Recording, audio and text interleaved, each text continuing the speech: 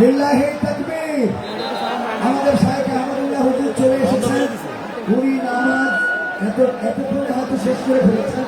আমাদের কাছে খবর এসেছিল নামাজ পড়েই কিছুক্ষণের মধ্যেই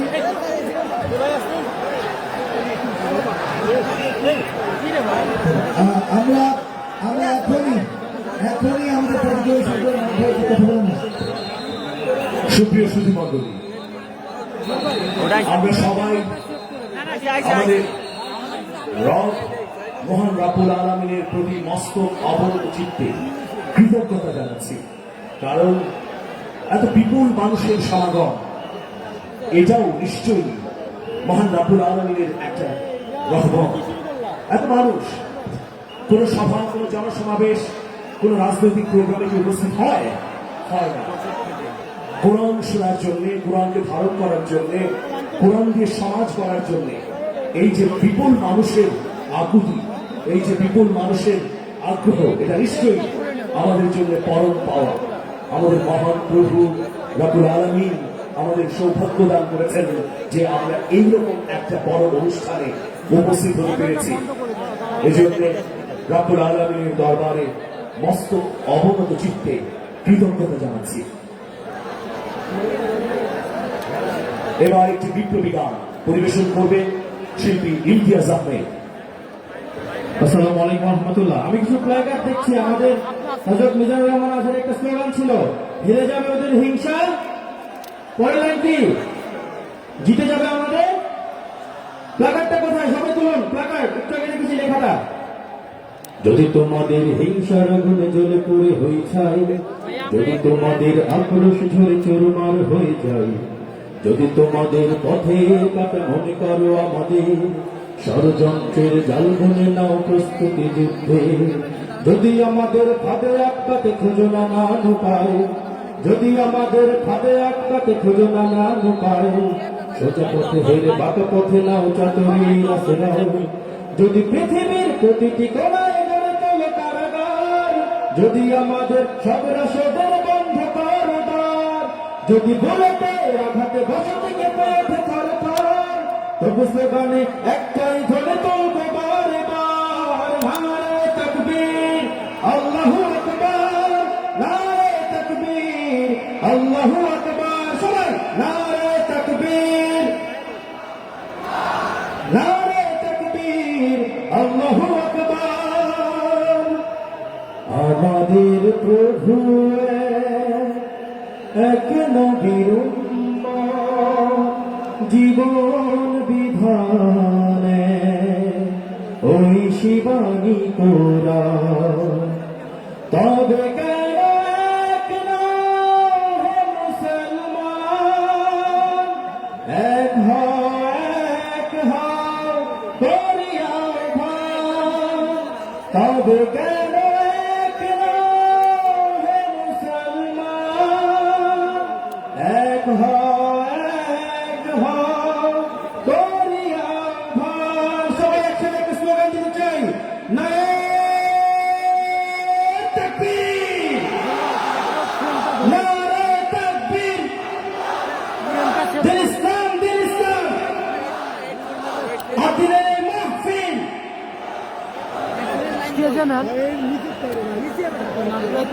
সম্মানিত ভাইরা, একটি ছেলে হয়ে গেছে, নাম ফাহিম শালিকা মাগুরা।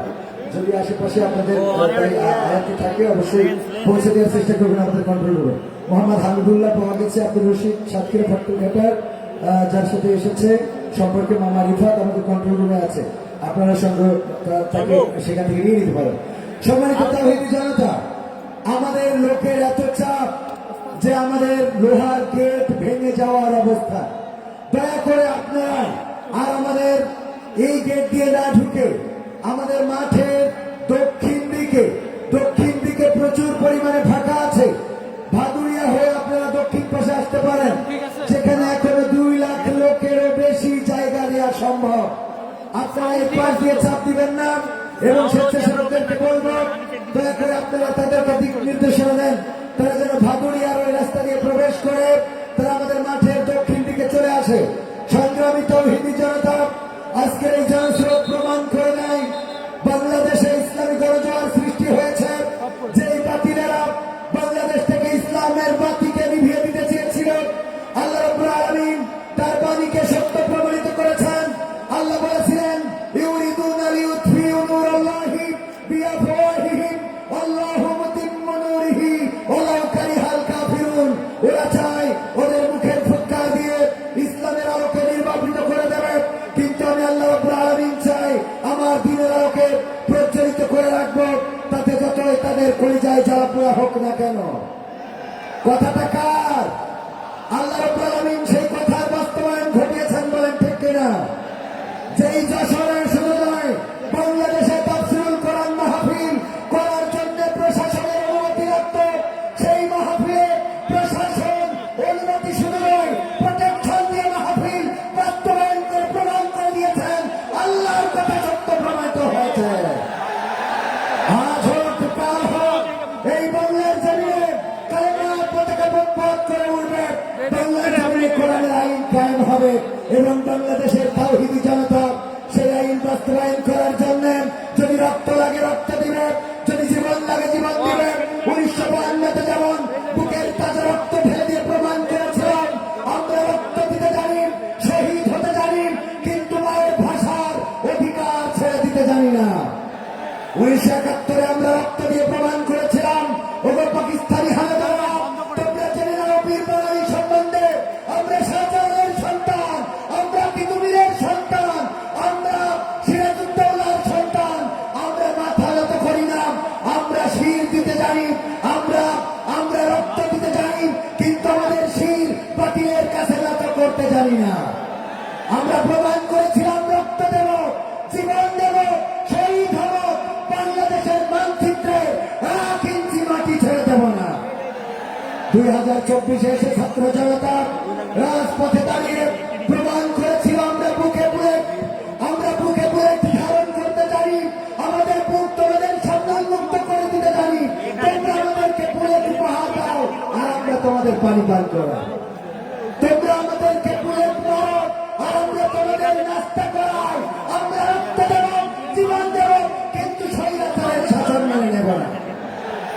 আগামী দিন যদি ইসলামী আন্দোলনের জন্য ডাক আসে, কোরআন কায়েমের জন্য যদি ডাক আসে, দিন প্রতিষ্ঠার জন্য যদি ডাক আসে, কাফনের কাপড় যদি মাথায় বাঁধতে হয় মাথায় বাঁধবো, বুকে কোরআন নিয়ে রাজপথে থেকে রক্ত যদি দিতে হয় রক্ত দেব, শহীদ হব, রক্তের সাথে সাঁতার কেটে কেটে রক্তাক্ত বিপ্লবী কালেমার পতাকা বাংলায় উড়াতে রাজি কারা কারা দেখতে চায়।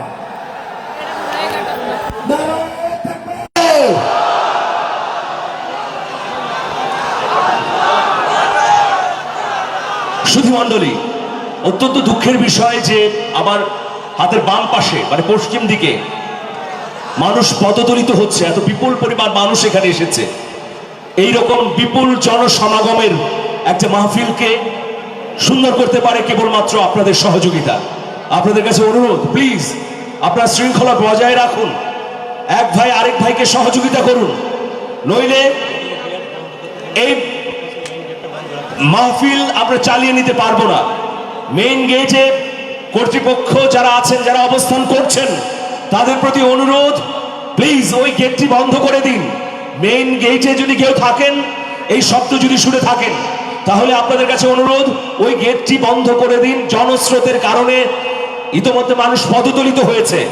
আমরা চাই না এইরকম কোরআনের মাহফিলে এসে কোনো দুর্ঘটনা ঘটুক। সেই জন্যে আপনাদের আন্তরিক সহযোগিতা প্রয়োজন। বাইরের স্বেচ্ছাসেবক যারা এই মুহূর্তে আপনাদেরকে গেটে যাওয়ার জন্য অনুরোধ করা হচ্ছে।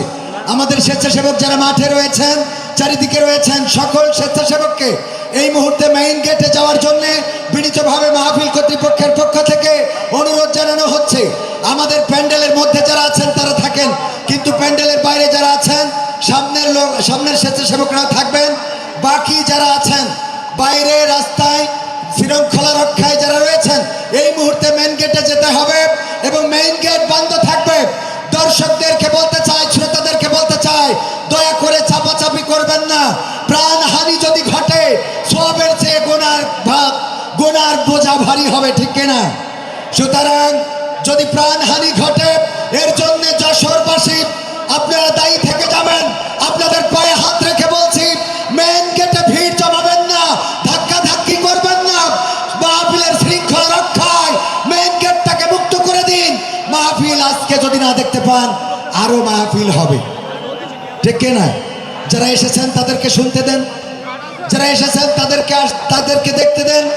কিন্তু মেন গেটে চাপাচাপি যারা করছেন, আমাদের দক্ষিণ পাশে ভাদুড়িয়া দিয়ে প্রবেশ করেন। প্রিয় উপস্থিতি, আমরা টোরে দেখতে পাচ্ছি আমাদের দক্ষিণকে প্রিয় উপস্থিতি, মাহমুদুল হাসান, 5 বছর বয়সী মাহমুদুল হাসান হারিয়ে গেছে। আমাদের এখানে অনেক খবর আসছে, অনেক ছোট শিশুরা হারিয়ে যাচ্ছে। প্লিজ অভিভাবকদের প্রতি অনুরোধ, আপনারা আপনাদের বাচ্চাদের খেয়াল রাখুন, আপনাদের নিজস্ব জিনিসপত্র খেয়াল রাখুন। মানি ব্যাগ থেকে শুরু করে আপনাদের নিরাপত্তার দায়িত্ব কিন্তু আপনাদের। প্লিজ আপনারা খেয়াল করুন, আপনাদের নিজেদের নিরাপত্তা নিজেরা বজায় রাখুন। সুপ্রিয় সুধী মণ্ডলী, যারা এখানে উপস্থিত হয়েছেন, জানেন যে এই ঐতিহাসিক মাহফিলটি আয়োজন করেছে আদ্দিন ফাউন্ডেশন। আদ্দিন ফাউন্ডেশনের সম্মানিত নির্বাহী পরিচালক, সমাজসেবক আমাদের বাতিঘর শেখ মহিউদ্দিন, তিনি অক্লান্ত পরিশ্রম করে আমাদের সবার প্রচেষ্টায় এই মাহফিলকে বাস্তবায়ন করেছেন। আদ্দিন সকিনা মেডিকেল কলেজ হাসপাতাল, ফুলেরহাট, যশোর। আপনাদের এই পাশে এই আদ্দিন সকিনা মেডিকেল কলেজ হাসপাতাল, এই হাসপাতালে 35 ছাড়ে চিকিৎসা সেবা চলছে। আপনারা যে কেউ স্বল্প মূল্যে বিশ্বের অন্যান্য রাষ্ট্রের মতো উন্নত মানের চিকিৎসা সেবা নিতে পারেন আদ্দিন সকিনা মেডিকেল কলেজ হাসপাতাল থেকে। এই হাসপাতালটি ব্যবসায়িক উদ্দেশ্যে প্রতিষ্ঠিত হয়নি। এই হাসপাতালটি মানব কল্যাণে, মানুষের প্রয়োজনে গড়ে তুলেছেন ডাক্তার শেখ মহিউদ্দিন স্যার। এই জন্য আপনারা যারা উপস্থিত হয়েছেন, কোরআনের বাণী শোনার জন্য এসেছেন, তাফসীর শোনার জন্য এসেছেন, এর পাশাপাশি আপনাদেরকে অবহিত করতে চাই যে চিকিৎসা সেবায় যারা ধুকে ধুকে দিন অতিবাহিত করছেন, তারা আদ্দিন সকিনা মেডিকেল কলেজে এসে মেডিকেল কলেজ হাসপাতালের সেবা নিয়ে আল্লাহর রহমতে আরোগ্য লাভ করতে পারে। মাহমুদুল হাসান 5 বছর বয়সী, তার বাবা নাভারণের আকিজ কলেজে চাকরি করেন। মাহমুদুল হাসান, তার বয়স 5, হারিয়ে গেছে। যদি পেয়ে যান তাহলে কন্ট্রোল রুমে এসে যোগাযোগ করার জন্য অনুরোধ করছি। কিছুক্ষণের মধ্যেই আমরা মূল পর্বে প্রবেশ করব। আরেকটি হারাবে বিজ্ঞপ্তি, ইসরায়েল বয়স 13, রামনগর, যশোর। 13 বছর বয়সী ইসরায়েল নামে একটা বালক হারিয়ে গেছে। তাকে যদি আপনারা পেয়ে থাকেন, আপনাদের আশেপাশে যদি কোনো বাচ্চারা থাকে, তাহলে আপনারা তাদের খোঁজ দিন এবং আমাদের কন্ট্রোল রুমে পাঠিয়ে দিন। ইসরায়েল তার নাম এবং তার ভাইয়ের নাম হচ্ছে ইব্রাহিম। সম্মানিত ভাইয়েরা, আকিজ ফাউন্ডেশনের মাহফিল হতো আগে কোথায় মনে আছে? বেজরডাঙ্গা। সেই মাহফিলে অঙ্গাঙ্গি ভাবে জড়িত থাকতেন খুলনার ফুলতলার মানবতার ডাক্তার বলে খ্যাত আমাদের ডাক্তার মিজানুর রহমান এসেছেন। আপনাদেরকে একটু সালাম দেবেন। প্রিয় খুলনাবাসী সহ খুলনা বিভাগের সকল জেলার আজকে যারা মাহফিল শুনতে আসছেন, তাদের সকলকে খুলনা মেডিকেল কলেজ হাসপাতালের সহকারী পরিচালক ডাক্তার মিজানুর রহমানের পক্ষ থেকে শুভেচ্ছা ও সালাম। আসসালামু আলাইকুম ওয়া রাহমাতুল্লাহি ওয়া বারাকাতুহু। আল্লামা ইকবাল তার একটি কবিতায় বলেছেন, খুদি কো কর বুলন্দ ইতিনা কে হ্যায় তকদীর সে পহলে खुद खुदा बंद से पूछे, खुद खुदा बंद से पूछे, तेरी मेहरबानी ने जकिया है खुद को कर बुलंद इतना के है तकदीर से पहले, खुद खुदा बंद से पूछे, खुद खुदा बंद से पूछे, तेरी मेहरबानी ने जकिया है खुद को कर बुलंद इतना कि हर तकदीर से पहले अंतुम मुस्तफा ज़कल अमल كيفيكم الدنيا من الأمر أنتم مستفعل ذاك الأمر كيفيكم الدنيا من الأمر ليوهك الحق ويزيح الظلم ليوهك الحق ويزيح الظلم فقدموا وأسرعوا بالأقدام يا إخوان يا إخوان يا إخوان يا إخوان هيو هيو يا مجاهدين الإسلام هيو هيو يا مجاهدين الإسلام هيو هيو يا مجاهدين الإسلام هيو هيو يا مجاهدين الإسلام لله التكبير الله أكبر নারায়ে তাকবীর নারায়ে তাকবীর। সম্মানিত ভাইয়েরা, সম্মানিত স্বেচ্ছাসেবক বৃন্দ, সবাইকে বাইরে যারা আছেন মেইন গেটে যাওয়ার জন্য আবারও বিনীতভাবে অনুরোধ জানাচ্ছি। মেইন গেটে আমাদের দর্শক শ্রোতা, আপনাদের অনুরোধ করবো আর ভিড় জমাবেন না। ওখানে পদদলিত হয়ে যদি কেউ পৃষ্ঠ হয়ে মারা যায়, যশোরবাসী নিজেদের বিবেকের কাছে দায়ী থেকে যাবেন। দয়া করে এই কল্যাণমূলক মাহফিল, যে মাহফিল থেকে মানুষ পথের দিশা পেতে চায়, যে মাহফিলে এসে মানুষ বাঁচার রাস্তা খুঁজতে চায়, যে মাহফিলে এসে মানুষ আগামী জীবন সুন্দর করার পথে এগোতে চায়, সেই মাহফিলে আসতে যেয়ে অথবা এসে যদি অনাকাঙ্ক্ষিত করে দুর্ঘটনা ঘটে যায়, সেটাই মাহফিলের জন্য যেমন ক্ষতি, তেমন আমাদের যশোরবাসীর জন্য কলঙ্কের হবে, কলঙ্কজনক বলে মনে হবে। বিবেকের কাছে আমরা দায়বদ্ধ থেকে যাব। এই জন্যে দয়া করে আপনারা মেইন গেট দিয়ে কেউ ভিতরে ঢুকার চেষ্টা করবেন না। আমাদের ভাদুরিয়া দিয়ে দক্ষিণ পাশে আপনারা আসতে পারেন, যেখানে এখনো 2 লক্ষ লোক বসতে পারবে। সম্মানিত ভাইয়েরা,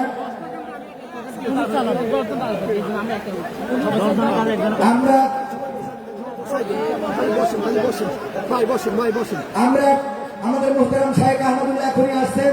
উনার ডকুমেন্টারিটা উনি আসার আগে শেষ করতে বলেছেন। সো আমাদের মিডিয়া কন্ট্রোলার যারা আছে তাদেরকে বলবো ডকুমেন্টারি এবং গানটা এই মুহূর্তে মনিটরে প্লে করার জন্য। উনি রওনা দিয়েছেন, উনি আসার আগে যেন এটা শেষ হয়ে যান সেটা উনি দাবি জানিয়েছেন। উনি একটা ডকুমেন্টারি পাঠিয়েছিলেন নতুন করে, যেটা আমাদের এখানে প্লে করা সম্ভব হবে না, কারণ নেটওয়ার্ক পাচ্ছে না আমাদের, যেটা আছে সেটা। জি, সুপ্রিয় সুধীমণ্ডলী, আপনারা জানেন বাংলাদেশের ইসলামিক বুদ্ধিবৃত্তিক আন্দোলনে অন্যতম অগ্রপথিক শায়ক আহমদুল্লাহ। তিনি ইসলামের নানা অনুষঙ্গকে সহজভাবে সামাজিক যোগাযোগ মাধ্যমে তুলে ধরেন। তার সহজবোধ্য এইসব সমাধান, ইসলামের কোরআন এবং হাদিসের আলোকে যে সমাধান, তা মানুষের কাছে সহজেই বোধগম্য হয় বলে ইতিমধ্যে মানুষের কাছে তিনি প্রিয় হয়ে উঠেছেন, হয়েছেন জনপ্রিয়।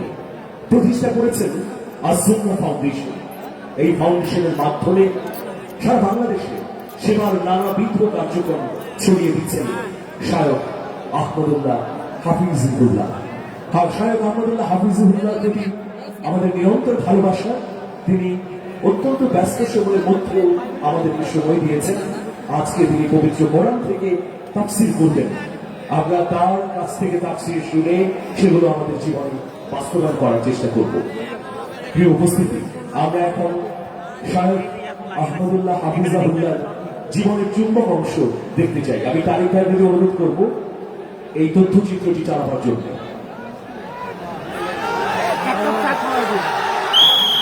যিনি শায়ক আহমদুল্লাহ নামে অধিক পরিচিত, একজন বাংলাদেশী প্রখ্যাত ইসলামিক ব্যক্তিত্ব, আলোচক এবং সক্রিয় সামাজিক কর্মী। তিনি আস-সুন্নাহ ফাউন্ডেশন প্রতিষ্ঠা করেছেন এবং বর্তমানে এই প্রতিষ্ঠানের দায়িত্ব পালন করছেন। দেশে বিদেশে তিনি ইসলামিক দাওয়াতি মিশনের নানা কর্মতৎপরতার সঙ্গে যুক্ত। ইতিমধ্যে কোরিয়া, জাপান, ভারত, আরব আমিরাত সহ নানা দেশে ইসলামিক লেকচার দেওয়ার জন্য তিনি আমন্ত্রিত হয়েছেন। বর্তমানে তিনি নারায়ণগঞ্জের ভূমিপল্লী জামে মসজিদের খতিব হিসেবে দায়িত্ব পালন করছেন।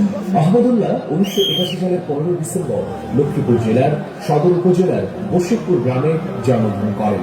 তার পিতার নাম মোহাম্মদ দেলোয়ার হোসেন এবং মাতার নাম মুস্তাফা দেলোয়ারা বেগম। আহমদুল্লাহ পিতা ব্যবসায়ী এবং মাতা গৃহিণী ছিলেন। 6 ভাই বোনের মধ্যে তিনি দ্বিতীয়। আহমদুল্লাহর নিজের 3 পুত্র এবং 1 কন্যা সন্তান রয়েছে। আহমদুল্লাহ শিশু অবস্থায় তার পিতা, মাতা ও চাচার কাছ থেকে বাল্য শিক্ষা লাভ করেন। এরপর নিজ গ্রাম বশিকপুর প্রাথমিক বিদ্যালয়ে তৃতীয় শ্রেণী পর্যন্ত পড়াশোনা করেন। মাঝদিন নিকটবর্তী হরিনারায়ণপুরের দানাপুর কওমি মাদ্রাসায় নুরানি প্রাথমিক 3 জামাত এবং লক্ষ্মীপুরের চন্দ্রগঞ্জ বোয়ালিয়া কওমি মাদ্রাসায় উর্দু ভাষা শিক্ষা লাভ করেন। এরপর ফজল উলুম কওমি মাদ্রাসা হাতিয়ায় ভর্তি হন। এখানে মুফতি ফজলুল্লাহ শাকরিদ মুফতি সাইফুল ইসলামের নিকট মিজান নাহবিমির শিক্ষা গ্রহণ করেন। এই শিক্ষক তার নাম আহমদ হুসাইন থেকে পরিবর্তন করে আহমদুল্লাহ রাখেন। 1985 সালের বন্যায় হাতিয়া অঞ্চল ক্ষতিগ্রস্ত হলে আহমদুল্লাহ নোয়াখালী ত্যাগ করে চট্টগ্রামের দারুল উলুম হাসপাতালের মাদ্রাসায় ভর্তি হন।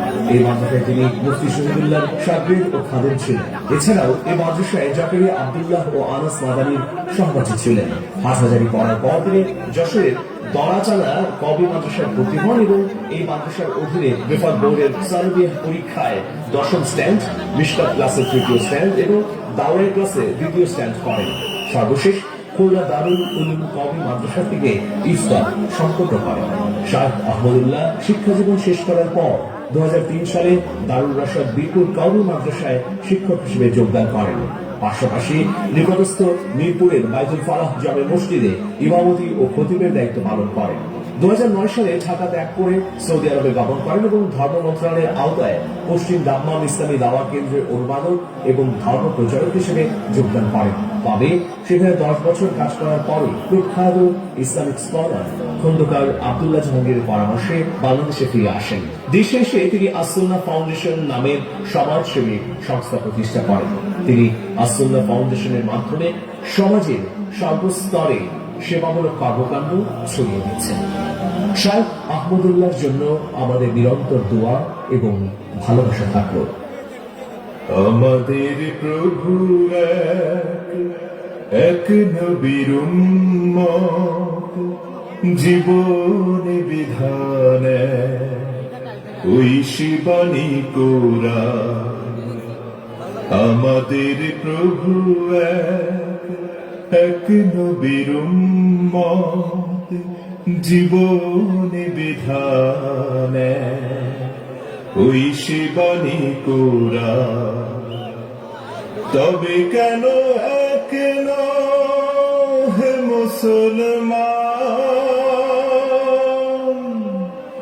এক হও এক হও করিয়াও ভাব।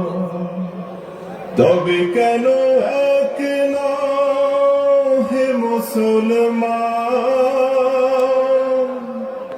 এক হও এক হও করিয়াও ভাব। বাইতুল্লাহ মদিনা শরীফ উহুদ পাহাড় বদরের মাঠ। বাইতুল্লাহ মদিনা শরীফ উহুদ পাহাড় বদরের মাঠ। একটা তো জীবনার মরণ তো একবার, একটা তো জীবনার মরণ তো একবার। সকলের তরে আছে একই স্থান। তবে কেন এক হে মুসলমান,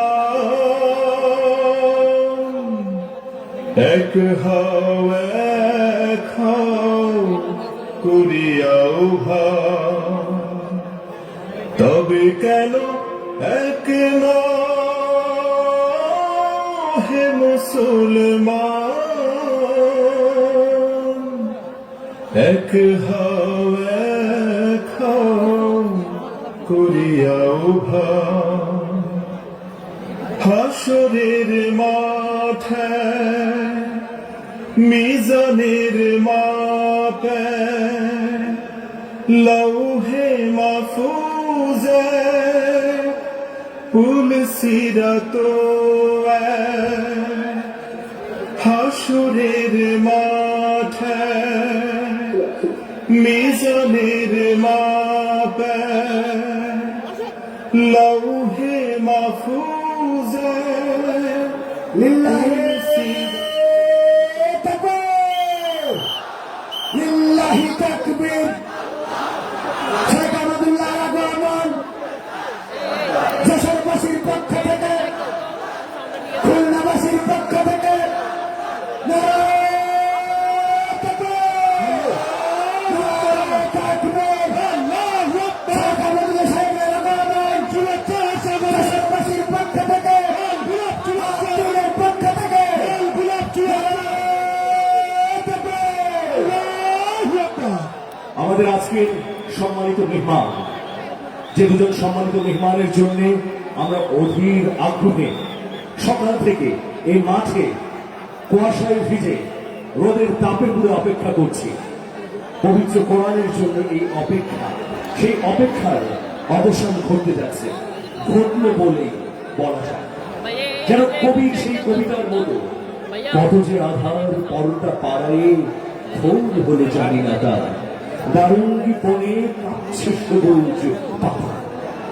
প্রিয় হাজিরিন, আমাদের মধ্যে উপস্থিত হয়েছেন আস-সুন্নাহ ফাউন্ডেশনের চেয়ারম্যান, বিশিষ্ট ইসলামিক চিন্তাবিদ, যিনি সামাজিক যোগাযোগ মাধ্যমে ইসলামের নানা অনুষঙ্গ তুলে ধরে আমাদের জীবনযাপনের সহজ এবং সরল পথ দেখান। আমাদের অত্যন্ত প্রিয় মানুষ, আমাদের বাতিঘর শায়খ আহমদুল্লাহ হাফিজাহুল্লাহ। লিল্লাহি তাকবীর, লিল্লাহি তাকবীর। আজকে এই চমৎকার এবং হৃদয়গ্রাহী ঐতিহাসিক তাফসীর মাহফিল যিনি বাস্তবায়ন করেছেন, আমাদের আরেক অভিভাবক, আরেক বাতিঘর ডাক্তার শেখ মহিউদ্দিন স্যারকে আমি এখানে আসার অনুরোধ করছি। ডাক্তার শেখ মহিউদ্দিন স্যার শায়খ আহমদুল্লাহ হাফিজাহুল্লাহ সম্পর্কে দু একটি কথা বলে মঞ্চ ছেড়ে দেবেন। আপনি পরিচয় করিয়ে দিয়ে এই মাহফিলটি শুরু করবেন। ভাই আমার প্রেমটা ঠিক করে দিন ভাইয়া, মারেন মারেন, ভাই আমার প্রেমটা ঠিক করে দেন। সবাই একটু লাইট চালায়, মোবাইলের লাইট চালায়, একটু মোবাইলের লাইট, সবাই মোবাইলের লাইট, সবাই মোবাইল লাইট, সবাই মোবাইলের লাইট, সবাই সবাই জ্বালায়, সাউন্ডটা কমাও, সবাই জ্বালায়, সবাই জ্বালায়। তোমার সাউন্ডটা কমাও। লিল্লাহি তাকবীর, লিল্লাহি তাকবীর, আল্লাহু আকবার।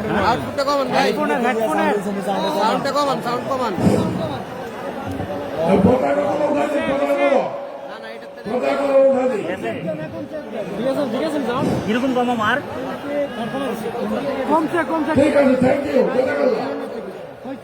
হাওয়াই হাওয়াই ইনশাআল্লাহ। এবার আপনারা খুশি ইনশাআল্লাহ? আলহামদুলিল্লাহ খুশি, আলহামদুলিল্লাহ খুশি তো। আজকে যিনি আপনাদের সামনে কথা বলবেন, ধ্যান করবেন, উনি আমাকে অত্যন্ত ভালোবাসেন, উনি আমাকে অত্যন্ত ভালোবাসেন। আর আমি ওনাকে ভালোবাসি কিনা সেটা উনি বলবেন, আমি জানি না। এই কথা বলছেন, আমি ওনাকে ভালোবাসি কিনা সেটা উনি জানেন, আমি জানি না। আমি ওনাকে অত্যন্ত ভালোবাসি, ঠিক আছে?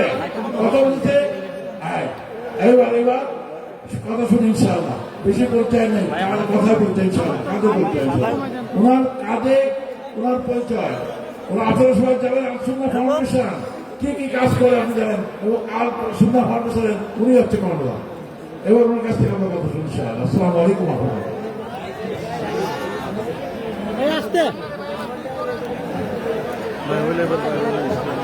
শায়খ আহমদুল্লাহ হাফিজাহুল্লাহ তিনি তার বয়ান শুরু করবেন। ভাই আমার প্রেমটা ঠিক করে দেন। তার আগে শায়েখের আহ্বানে তেলাওয়াত করবেন, পবিত্র কোরআন থেকে তেলাওয়াত করবেন আদ্দিন জামে মসজিদের সম্মানিত পেশ ইমাম হাফিজ সাইদুল ইসলাম। আমি তো আমারটা চালাইতেছি না।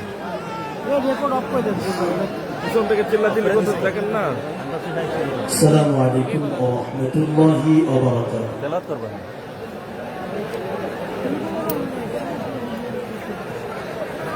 أعوذ بالله من الشيطان الرجيم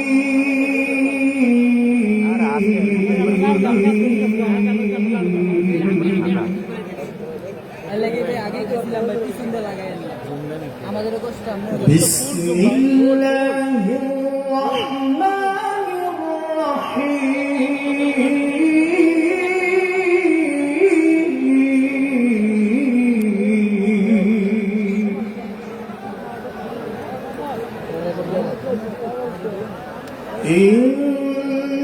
إن ربك لبالمرصاد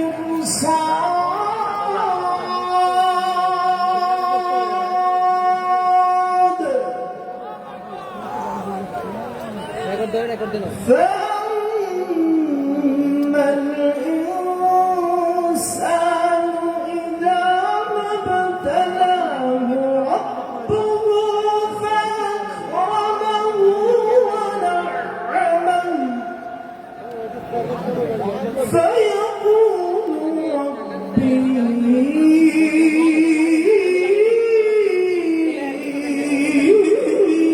أكرمن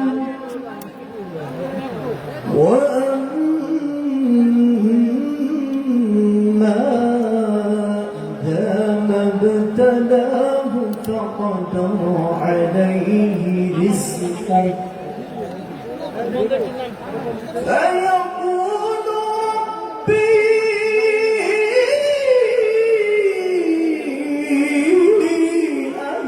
أهانن كلا بل لا تكرمون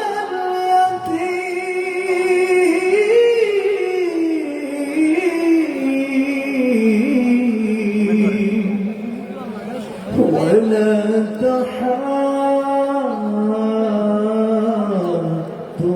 على طعام المسكين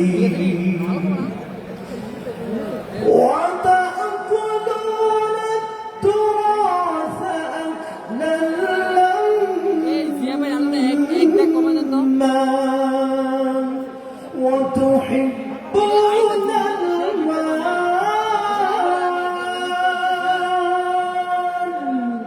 وتحبون المال حبا جما كلا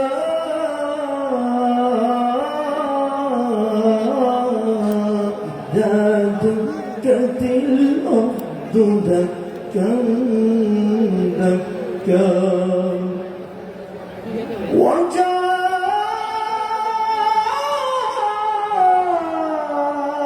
ربك والملك صفا صفا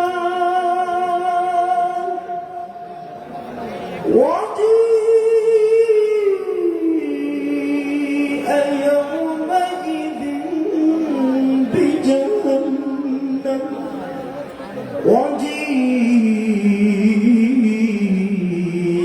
يومئذ بجهنم يومئذ يتذكر الإنسان وأنى له الذكرى يقول يا ليتني يقول يا ليتني يقول يا ليتني قدمت لحياتي فيومئذ لا يعذب عذابه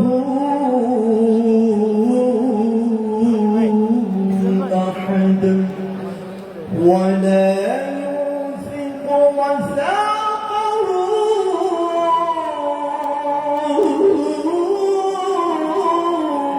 أحد يا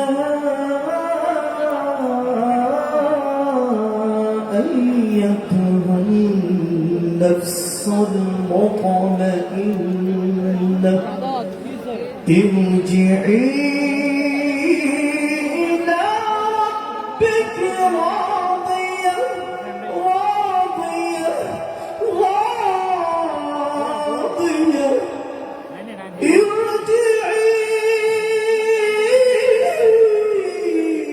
إلى ربك راضية راضية راضية مرضية فادخلي في عبادي وادخلي جنتي. صدق الله. टेबल का पत्थर करो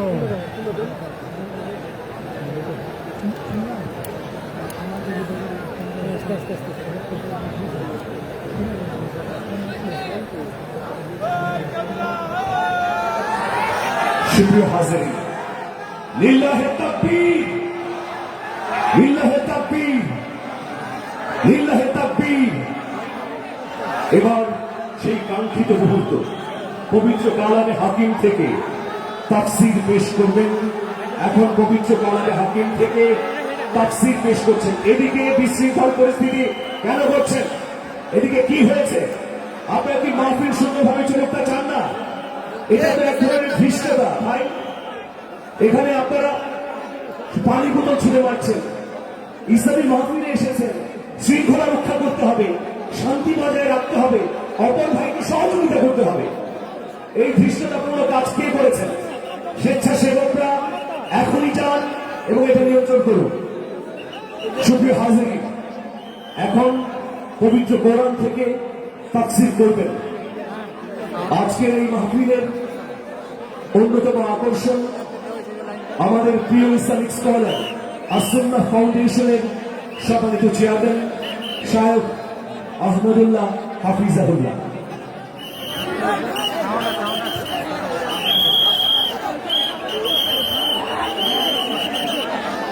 আসসালামু আলাইকুম ওয়া রাহমাতুল্লাহি ওয়া বারাকাতুহু। আপনারা সবাই ভালো আছেন? আলহামদুলিল্লাহ, আলহামদুলিল্লাহ। আল্লাহ রাব্বুল আলামিন আমাদের সবাইকে নয়েজ আসতেছে কেন ভালো থেকে নেক আমল করে আজকের এই মাহফিল থেকে উপকারী কথাগুলো শুনে আমলে নিয়ত করে যাওয়ার তৌফিক দান করুন, আমিন। আলহামদুলিল্লাহ, الحمد لله نحمده ونستعينه ونستغفره ونؤمن به ونتوكل عليه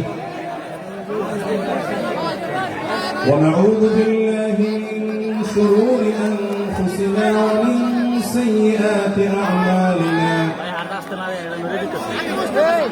من يهده الله فلا مضل له ومن يضلله فلا هادي له وأشهد أن لا إله إلا الله وحده لا شريك له وأشهد أن محمدا عبده ورسوله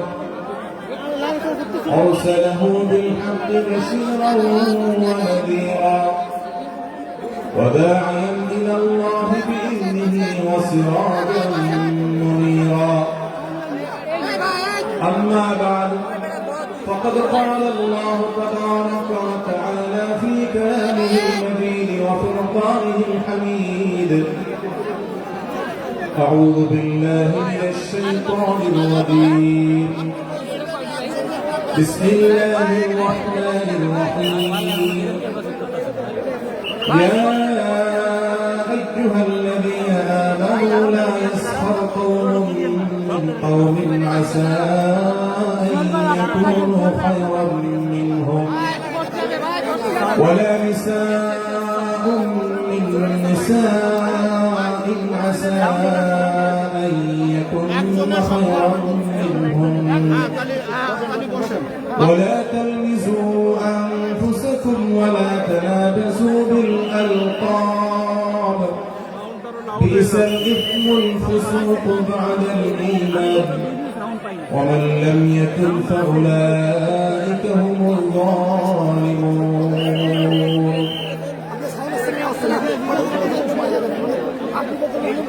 আব্দুল ফাউন্ডেশন কর্তৃক আয়োজিত ভাই একটু সামনে আজকের এই ঐতিহাসিক মাহফিলের সম্মানিত সভাপতি ওয়াজিবুল ইহতিরাম সম্মানিত উলামায়ে কেরাম,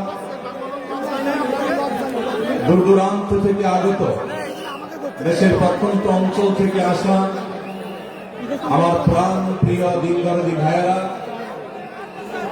এবং পর্দার আড়াল থেকে যে সমস্ত মা বোনরা আমাদের শুনছেন, সে সকল মা বোনেরা, আল্লাহ রাব্বুল আলামিন আমাদেরকে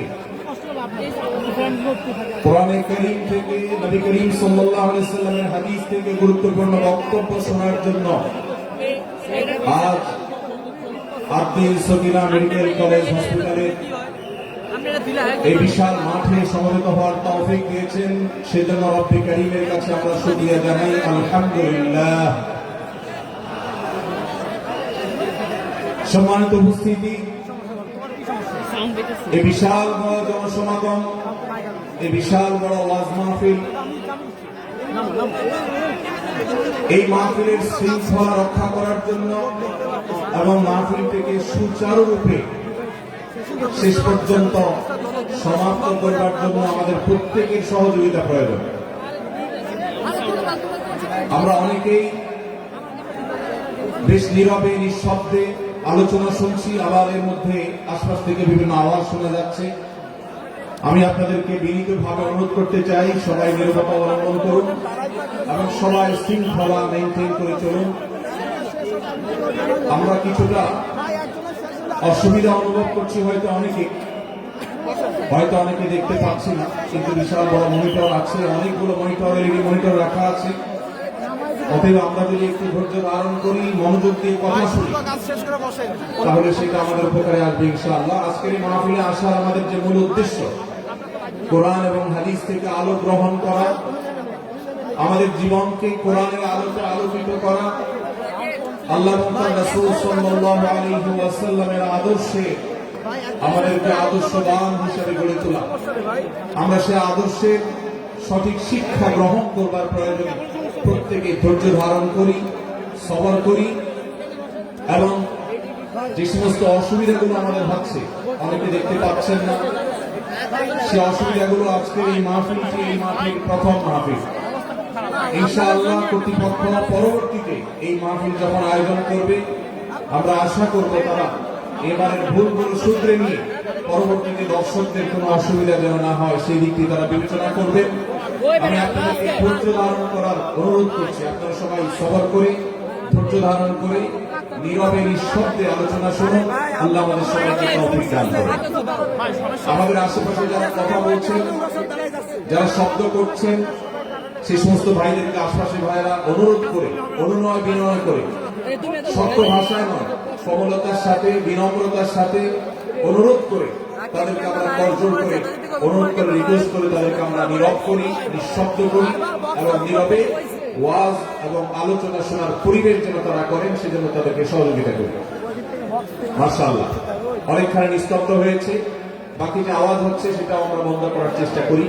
কোরআনের মজলিসে, কোরআনের আলোচনার মজলিসে যদি বিশৃঙ্খলা করা হয়, আলোচনা করা হয়, কথাবার্তা বলা হয়, অন্যকে শুনতে অসুবিধা সৃষ্টি করা হয়, তাহলে সেটা আলাদা একটা গুনাহের কাজ, যেটা ওয়াজের প্যান্ডেলে বসে এই গুনাহের কাজ কোন অবস্থাতে আমরা করতে পারি না। সেজন্য আমরা আশা করব শেষ পর্যন্ত ইনশাআল্লাহ আজকে এই 3 দিন ব্যাপী তাফসীর কোরআন মাহফিলের শেষ দিন, একবারে শেষ মুহূর্ত পর্যন্ত আমরা নীরব নিস্তব্ধ হয়ে আলোচনা শুনবো। সারা দেশে যত শত সহস্র মাহফিল হচ্ছে, আজকের এই মাহফিল নানা কারণে অনন্য এবং একটা বিশেষ দৃষ্টান্ত স্থাপন করেছে। আজকের এই মাহফিলের অন্যতম বৈশিষ্ট্য হলো যে এই মাহফিলে গতানুগতিক মাহফিলগুলোর মতো গভীর রাত পর্যন্ত আলোচনা হয় না। এটি একটি ভালো দিক এবং একটি আদর্শ মাহফিলের অন্যতম পূর্বশর্ত। গভীর রাত পর্যন্ত দূর দূরান্তে মাইক লাগিয়ে ওয়াজ মাহফিল আয়োজন করা কোন আদর্শ মাহফিলের চিত্র হতে পারে না। সেই বিচারে, সেই দৃষ্টিকোণ থেকে আব্দুল ফাউন্ডেশনের আজকের এই মাহফিলটি অত্যন্ত চমৎকার এবং অসাধারণ মাহফিল। কারণ এই মাহফিলের গত 2 দিনের খবর আমি নিয়েছি এবং আজকের দিন সম্পর্কে আমি জেনেছি যে গভীর রাত পর্যন্ত এবং দূর দূরান্ত পর্যন্ত মাইক লাগিয়ে মানুষকে ডিস্টার্ব করার মতো মাহফিল এখানে হচ্ছে না। এটি একটি ভালো দিক। দ্বিতীয়ত হলো ওয়াজ মাহফিল থেকে শুধুমাত্র ওয়াজ বা আলোচনা নয়, এখান থেকে দ্বীনি বই পুস্তক, কোরআন এবং হাদিসের আলোকে রচিত যে সমস্ত ধর্মীয় বই পুস্তক আমাদের প্রয়োজন হয়, সেই সমস্ত বইয়ের প্রয়োজন মেটাবার জন্য আপনারা জানেন এখানে 20-25টি বুক স্টলের ব্যবস্থা করা হয়েছে। বিশাল বড় বই মেলার আয়োজন করা হয়েছে। অর্থাৎ জ্ঞান বিতরণের 2টি মাধ্যম এখানে একসঙ্গে পাওয়া যাচ্ছে। আমরা কোরআন থেকে আলোচনা শুনছি, আবার কোরআন হাদিসের আলোকে রচিত বই পুস্তক আমরা সাথে নিয়ে যেতে পারছি। এটিও এই মাহফিলের একটি বিশেষ বৈশিষ্ট্য। তৃতীয়ত হলো আমাদের মা বোনদের প্রবেশ পথ, তাদের অবস্থান, এগুলোকে এতটাই স্বতন্ত্র করা হয়েছে, এতটাই এগুলোকে সেপারেট করা হয়েছে যে সেগুলো তাদের প্রাইভেসি, তাদের পর্দার যে বিধিবিধান, তাদের যে ব্যক্তিত্ব, তাদের যে অন্যান্য দিকগুলো আছে সেগুলোকে খুব ভালোভাবে মেনটেন করা হচ্ছে। এটিও একটি আদর্শ মাহফিলের গুরুত্বপূর্ণ দিক। আজকাল অনেক ওয়াজ মাহফিলে মা বোনদের জন্য ওয়াজ শোনার ব্যবস্থা রাখা হয়, কিন্তু সেই সমস্ত ওয়াজ মাহফিলে মা বোনদের পর্দা সুন্দরভাবে সুচারুরূপে তারা আসা এবং নিরাপত্তার সাথে আবার ফিরে যাওয়ার মতো পৃথক আসা যাওয়ার রাস্তা ইত্যাদির ব্যবস্থা করা হয় না, যা বহুবিধ ফিতনার কারণ হয়ে থাকে। আজকের এই মাহফিলটিতে সেই দৃষ্টিকোণ থেকে একটি অন্য দৃষ্টান্ত স্থাপিত হয়েছে যে মা বোনদের জন্য পৃথক ওয়াজ শোনার ব্যবস্থা এবং রাস্তাঘাট পৃথক, যাতে করে তারা তাদের সেই পর্দার বিধিবিধানগুলো মেনটেন করে চলতে পারেন। এই জন্য আমি কর্তৃপক্ষকে বিশেষভাবে ধন্যবাদ দিতে চাই। সেই সাথে আজকের একটা মাহফিলের সম্পূর্ণ নতুন দিক যুক্ত হয়েছে, যেটা আপনারা দেখেছেন, তা হল প্রত্যেক আলোচক আলোচনা করার আগে তার বায়োগ্রাফি পেশ করা হচ্ছে, তার জীবন বৃত্তান্ত পেশ করা হচ্ছে এবং সংক্ষেপে তার সম্পর্কে ধারণা দেওয়া হচ্ছে। এটি একটা চমৎকার দিক এবং আমার জানা মতে বাংলাদেশের যে কোনো মাহফিলে এটি প্রথম দৃষ্টান্ত। সেই সাথে এই মাহফিলে আগত আমাদের সম্মানিত দর্শক শ্রোতা মন্ডলীর জন্য প্রাথমিক চিকিৎসা সম্পর্কে যেন তারা ধারণা নিতে পারেন সেজন্য অনেকগুলো বুথ করা হয়েছে। এই বুথগুলো থেকে একজন মানুষ তার প্রাথমিক স্বাস্থ্য, এটার পরীক্ষা নিরীক্ষা বা নিজের চিকিৎসা সম্পর্কে স্টেপ কিভাবে নেবেন সে সম্পর্কে আদ্দিন সকিনা মেডিকেল কলেজের তরফ থেকে একটি বিশেষ আয়োজন হলো, যে বিশেষ ক্যাম্প এবং বুথ করে করে আমাদের দর্শক শ্রোতাকে এই দিক থেকে বিশেষ সার্ভিস দেওয়া হচ্ছে। পর্যাপ্ত টয়লেটের ব্যবস্থা করার কথা আমি শুনতে পেরেছি, জানতে পেরেছি এবং বক্তাদের, আলোচকদের বিভিন্ন উক্তি সম্বলিত ফেস্টুন আমি দেখেছি, যেটা অত্যন্ত নতুন একটা দিক। যদিও সেখানে বক্তাদের ছবি না থাকলে, প্রিন্টেড ছবি না থাকলে সেটা ভালো ছিল। আমি আশা করব কর্তৃপক্ষ সেটি পরবর্তীতে খেয়াল রাখবেন। সেই সাথে আমি একটি বিশেষ অনুরোধ তাদেরকে করেছি, তা হলো এই 3 দিন ব্যাপী তাফসীর কোরআন মাহফিলে আলোচকগণ কোরআন এবং হাদিস থেকে যে সমস্ত আলোচনা বক্তব্য পেশ করেছেন এবং করবেন, তার সবগুলোর সামারি একটি স্মারক গ্রন্থ আকারে যদি প্রকাশ করা হয়, একটি স্মারক পুস্তিকা আকারে প্রকাশ করার পর যদি বিতরণ করা হয়, তাহলে মাহফিলটি হারিয়ে যাবে না, মাহফিলটি আমাদের ঘরে ঘরে থেকে যাবে, আমাদের জীবনকে আলোকিত করবে। আমি আশা করব ওয়াজ মাহফিল, যেটি এই দেশের সবচেয়ে প্রাচীনতম কালচারের অন্যতম, এদেশের সবচেয়ে শক্তিশালী সংস্কৃতির অন্যতম হলো ওয়াজ মাহফিল। এই ওয়াজ মাহফিলগুলো আদর্শ ওয়াজ মাহফিলে পরিণত হবে। এই ওয়াজ মাহফিলগুলো মানুষের বিরক্তির কারণ হবে না। শহর এলাকায় রাত বিরাতে গভীর রাত পর্যন্ত দূর দূরান্তে মাইক লাগিয়ে মানুষের দুর্ভোগ সৃষ্টির কারণ হবে না। উচ্চ শব্দ দিয়ে মানুষকে বিরক্ত করার কারণ হবে না মাহফিলগুলো। আমরা যদি আদর্শ ওয়াজ মাহফিলের দৃষ্টান্ত স্থাপন করতে পারি, তাহলে এই দেশ কোরআনের আলোয় আলোকিত হবে, হাদিসের আলোকে আলোকিত হবে, আমাদের ঘরগুলো আলোকিত হবে দ্বীনের নূর এবং আলো দ্বারা। আল্লাহ রাব্বুল আলামিন আমাদের সবাইকে কোরআন এবং হাদিসের আলো থেকে আলোকিত হওয়ার তৌফিক দান করুন। আজকের এই মাহফিলে আমরা যেরকম সবাই সমবেত হয়েছি, মাশাআল্লাহ চরম নীরব নিস্তব্ধ পরিবেশে সবাই পিনপতন নীরব হয়ে এই মুহূর্তে কথা শুনছি। আমি আশা করব শেষ মুহূর্ত পর্যন্ত আমরা এই অবস্থা বজায় রাখবো। আরশে আজিমের মালিকের কাছে ফরিয়াদ করি, হে আল্লাহ, হে আরশের মালিক, আপনি আমাদের সবাইকে এখানে যেরকম একত্রিত হওয়ার তৌফিক দিয়েছেন, জান্নাতুল ফেরদাউসের আঙিনা প্রিয় হাবিব মুহাম্মদ মুস্তাফা সাল্লাল্লাহু আলাইহি সাল্লামের সাথে আমাদেরকে এরকম একত্র হওয়ার, সমবেত হওয়ার তৌফিক দান করুন বলুন আমিন। সম্মানিত ভাইরা, আমি আপনাদের সম্মুখে কোরআনে কারীমের গুরুত্বপূর্ণ একটি সূরা, সূরা হুজুরাতের একটি আয়াত তেলাওয়াত করেছি। সূরা হুজুরাতের 7টি বিশেষ সামারি আপনাদের সামনে আমি তুলে ধরতে চাই। এই সূরা বিশেষ তাৎপর্য, এই সূরার যে বিশেষ বার্তা, আজ বাংলাদেশের যে সমাজ বাস্তবতা রয়েছে, সেই সমাজ বাস্তবতায় সূরাতুল হুজুরাত প্রতিটি ঘরে ঘরে প্রত্যেক মুসলমানকে বারবার পাঠ করা, পুনর্পাঠ করা প্রয়োজন। আমার রব, আমার আল্লাহ যদি আমাকে শক্তি সামর্থ্য দিতেন, আমি আমার দেশের প্রত্যেক মুসলিম ভাইকে বোনকে হাত জোড় করে, অনুরোধ করে, অনুনয় বিনয় করে সূরাতুল হুজুরাতের শুরু থেকে শেষ পর্যন্ত যে 18টি আয়াত রয়েছে, এই 18 আয়াতে ঐতিহাসিক যে 7টি বিশেষ বার্তা রয়েছে, সে বার্তাগুলো গ্রহণ করবার উদ্দেশ্যে বারবার অর্থ সহকারে সূরাতুল হুজুরাত বুঝে বুঝে পড়া, এর তাফসীর দেখার, এই সামারিকে বারবার জানার জন্য আমি অনুরোধ করতাম। আল্লাহ তাআলা আমাদের সবাইকে সূরাতুল হুজুরাত এর আলো দ্বারায় সবাইকে আলোকিত হওয়ার তৌফিক দান করুন।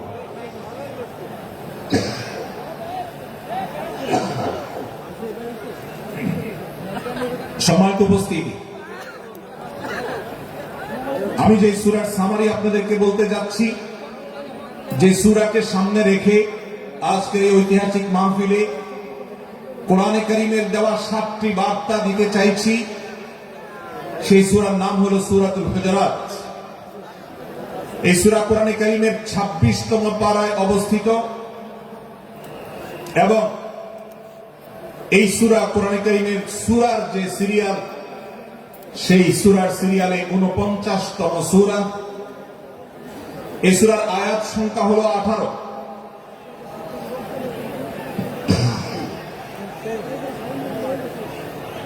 এই সূরার প্রথম থেকে পঞ্চম আয়াত পর্যন্ত, প্রথম এই 5টি আয়াতে আল্লাহ রাব্বুল আলামিন তার প্রিয় নবী মুহাম্মদ মুস্তাফা সাল্লাল্লাহু আলাইহি ওয়াসাল্লাম, সবাই দরুদ পড়ি, সাল্লাল্লাহু আলাইহি ওয়াসাল্লাম, প্রিয় নবীজির নাম শুনলে দরুদ পাঠ করতে হয়, তার জন্য দোয়া করতে হয়। কারণ আল্লাহর হাবিব সাল্লাল্লাহু আলাইহি ওয়াসাল্লাম তার সমগ্র জীবনকে যে কষ্টের মধ্যে পার করেছেন, তার সমগ্র জীবনকে উৎসর্গ করেছেন, তা আপনার আমার হেদায়েতের জন্য, গোটা বিশ্ব মানবতার মুক্তির প্রয়োজনে। যিনি তার জীবনকে, যৌবনকে শেষ করে দিয়েছেন, তার সমগ্র জীবনে কখনো ভোগ, উপভোগ, এটিকে কখনো তিনি প্রশ্রয় দেননি, প্রাধান্য দেননি। দিনাতিপাত করেছেন অত্যন্ত কষ্টের সাথে, শত সহস্র বাধার সম্মুখীন হয়েছেন, শুধুমাত্র কিয়ামত পর্যন্ত আগত সকল মুসলিম নরনারীর কাছে যেন কোরআনের বার্তা পৌঁছে যায়, সবাই যেন হেদায়েত প্রাপ্ত হয়ে যায়, সবাই যেন মুক্তি প্রাপ্ত হয়ে যায়, সবাই যেন জান্নাতি হয়ে যায়, সবাই যেন জাহান্নাম থেকে মুক্তি লাভ করে, এই উদ্দেশ্যে তার সমগ্র জীবনকে তিনি উৎসর্গ করেছেন। আমাদের হেদায়েতের জন্য, আমাদের কল্যাণের পথে আহ্বানের জন্য, আমাদের জান্নাতে নেওয়ার জন্য, যার সমগ্র জীবনে কখনো ভোগ উপভোগকে প্রশ্রয় দেননি, কষ্টে নিপতিত হয়েছেন। তিনি চাইলে মক্কার রাজত্ব করতে পারতেন, তিনি চাইলে মক্কার সবচেয়ে ভোগী মানুষ হতে পারতেন, কিন্তু সেটা না করে তিনি যে ত্যাগের দৃষ্টান্ত স্থাপন করেছেন, প্রিয় নবী মুহাম্মদ সাল্লাল্লাহু আলাইহি সাল্লামের সেই অবদানের স্বীকৃতি স্বরূপ আমরা তার নাম যখনই শুনবো সাল্লাল্লাহু আলাইহি সাল্লাম বলে, তার প্রতি আল্লাহর রহমত যেন অনুগ্রহ যেন নাজিল হয় সেজন্য দোয়া করব। আল্লাহ তাআলা তার হাবিবকে রহমত এমনিতেই দান করবেন, আপনি আর আমি তার জন্য রহমতের দোয়া করার মধ্য দিয়ে আমরা সৌভাগ্যবান মানুষের কাতারে শামিল হতে পারবো।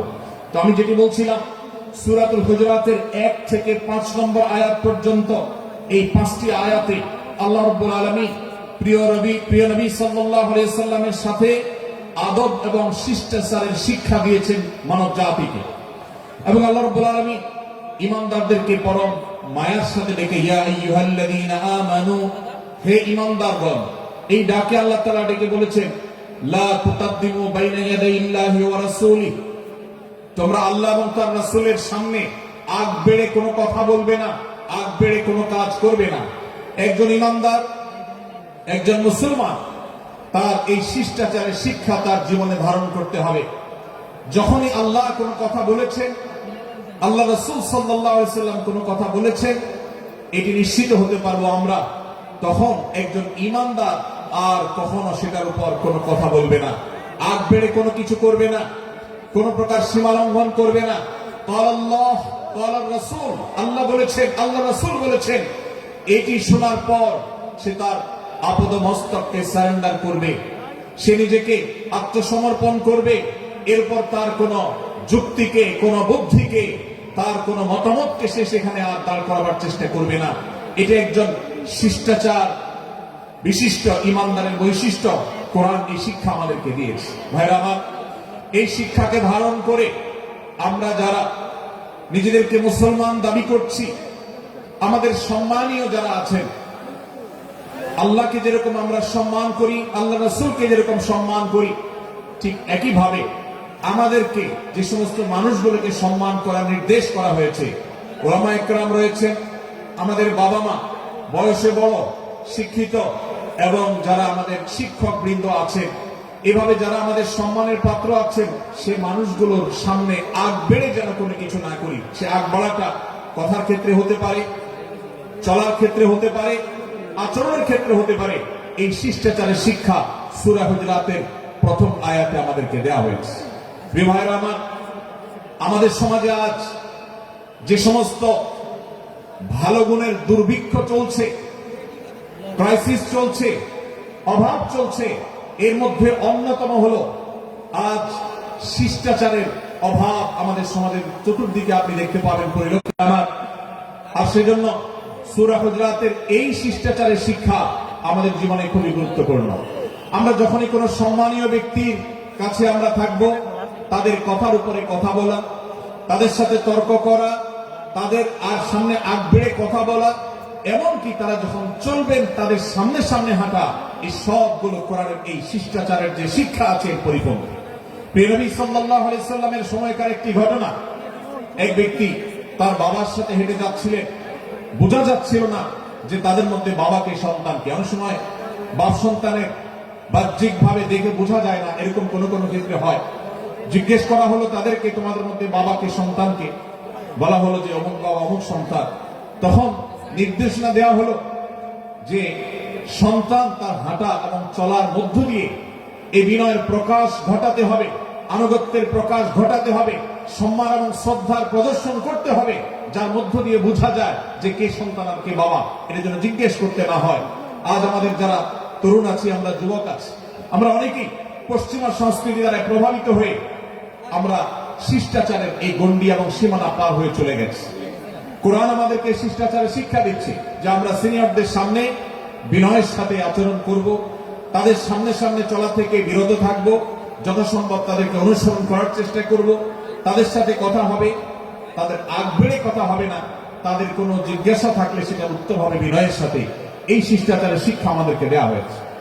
এবং একইভাবে সূরা হুজুরাতের প্রথম বার্তার মধ্যে নবী সাল্লাল্লাহু আলাইহি সাল্লামের সাথে আরেকটি শিষ্টাচার শেখানো হয়েছে, তা হলো আল্লাহ রাব্বুল আলামিন আমাদের কণ্ঠকে, আমাদের আওয়াজকে, আমাদের কথাকে নবী সাল্লাল্লাহু আলাইহি সাল্লামের কথার চাইতে যেন আগ বেড়ে না যায়, তার চাইতে যেন উঁচু কণ্ঠে আমরা কথা না বলি, তার চাইতে যেন উচ্চ স্বরে কথা না বলি, সেই শিক্ষা দিয়েছেন, সেই শিষ্টাচারের শিক্ষা আমাদেরকে দেওয়া হয়েছে।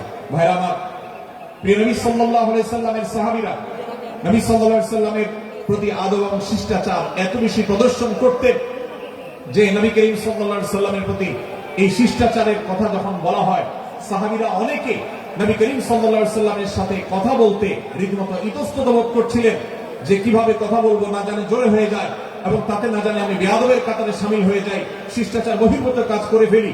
এবং আল্লাহ তাআলা যে সতর্কীকরণ করেছেন সূরা হুজুরাতের এই 1 থেকে 5 নম্বর আয়াতের মধ্যে, তার আওতায় আমি না জানি পড়ে যাই।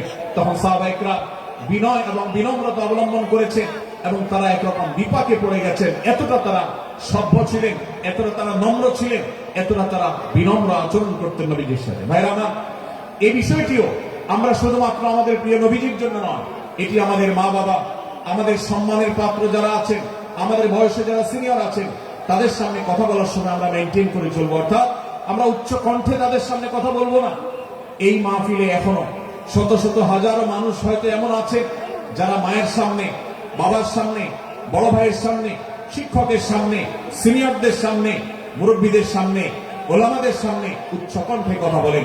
প্রিয় ভাইরা আমার, আমরা মুসলমানদের সন্তান, আমরা মুহাম্মদ সাল্লাল্লাহু আলাইহি সাল্লামের উম্মত, আমরা আবু বকর, ওমর, ওসমান, আলী রাদিয়াল্লাহু আনহুমের অনুসারী, আমরা কোরআনের অনুসারী। কোরআনের অনুসারী কখনো বেয়াদব হতে পারে? কোরআনের অনুসারী কখনো বেয়াদব হতে পারে? কোরআন যে শিষ্টাচারের শিক্ষা দিয়েছে, এই শিক্ষা আজ আমাদের মধ্যে ধারণ করতে হবে, আমাদের সন্তানদের শেখাতে হবে, আমাদের ঘরে ঘরে এই শিক্ষা চর্চা করতে হবে, আমাদের সমাজে এটিকে প্রতিষ্ঠিত করতে হবে।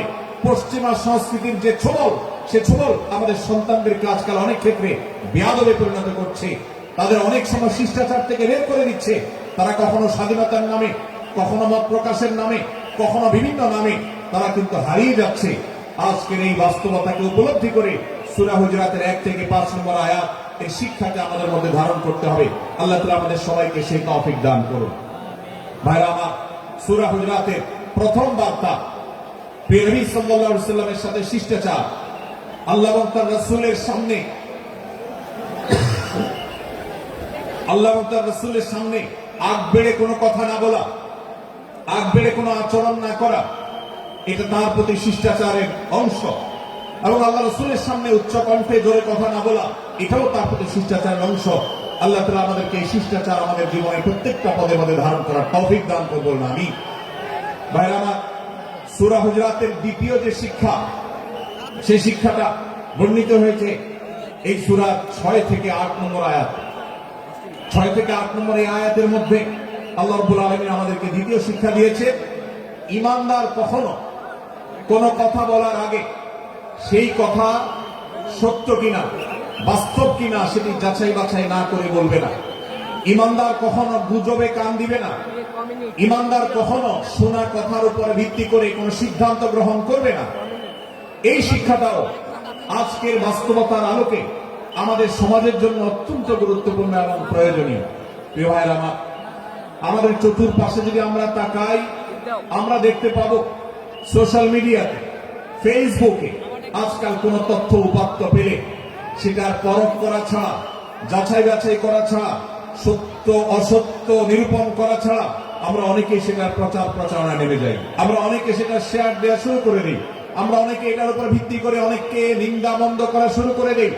এমনকি আজ আমরা যেই জায়গায় দাঁড়িয়ে আছি, বাংলাদেশের যে সামাজিক বাস্তবতা, সেই বাস্তবতার আলোকে বলা যায় অনেক সময় অনেক ব্যক্তিকে সমাজে মিডিয়ার মাধ্যমে নানাভাবে হয়রানি করে তাকে খারাপ মানুষ হিসাবে, কালপ্রিট হিসাবে দেখানো হয়, অথচ তার দোষ, যে সমস্ত দোষের কথা তাকে বলা হয়, যে সমস্ত দোষে তাকে দোষী বানানো হয়, সে সমস্ত দোষ থেকে তিনি শত সহস্র এবং পবিত্র এবং পরিচ্ছন্ন। ভাইরা আমার, আজকের এই বাস্তবতায় আমাদেরকে বিশেষ করে লক্ষ্য রাখতে হবে যে আমরা যেই কোনো মূল্যে, যেই কোনো ভাবে যেন কোন প্রকার গুজবে কান না দেই, আমরা যেন গুজব থেকে বেঁচে থাকি। আল্লাহ তাআলা আমাদেরকে তৌফিক দান করুন। ভাই, এদিকে অনেক বেশি বাঁশির আওয়াজ শোনা যাচ্ছে। স্বেচ্ছাসেবকরা বাঁশির আওয়াজ দেওয়া ছাড়া আপনারা ভলান্টিয়ারি করুন। এত বেশি বাঁশির আওয়াজ আসছে যে কথা বলা কঠিন হয়ে যাচ্ছে। অনুগ্রহ করে বাঁশির আওয়াজ কম করে আপনারা ভলান্টিয়ারি করুন। এখনো অনেক বাঁশির আওয়াজ শোনা যাচ্ছে, বাঁশির আওয়াজগুলো বন্ধ করুন। মাশাআল্লাহ, এখন বন্ধ হয়েছে।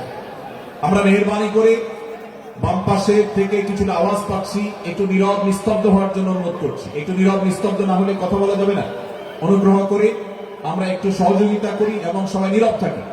ভলান্টিয়াররা অপ্রয়োজনে বাঁশির আওয়াজ দিবেন না, অপ্রয়োজনে বাঁশির আওয়াজ দিবেন না।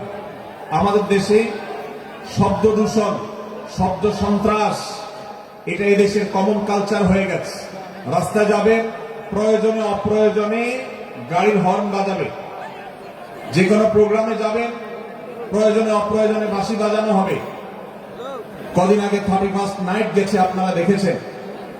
এত প্রচারণা, এত সতর্কীকরণের পরেও, আইন শৃঙ্খলা রক্ষাকারী বাহিনী এত সতর্ক থাকার পরেও আপনারা দেখেছেন এক শ্রেণীর বুদ্ধি প্রতিবন্ধীরা তারা 31st নাইট উদযাপনের নামে শব্দ সন্ত্রাস করেছে।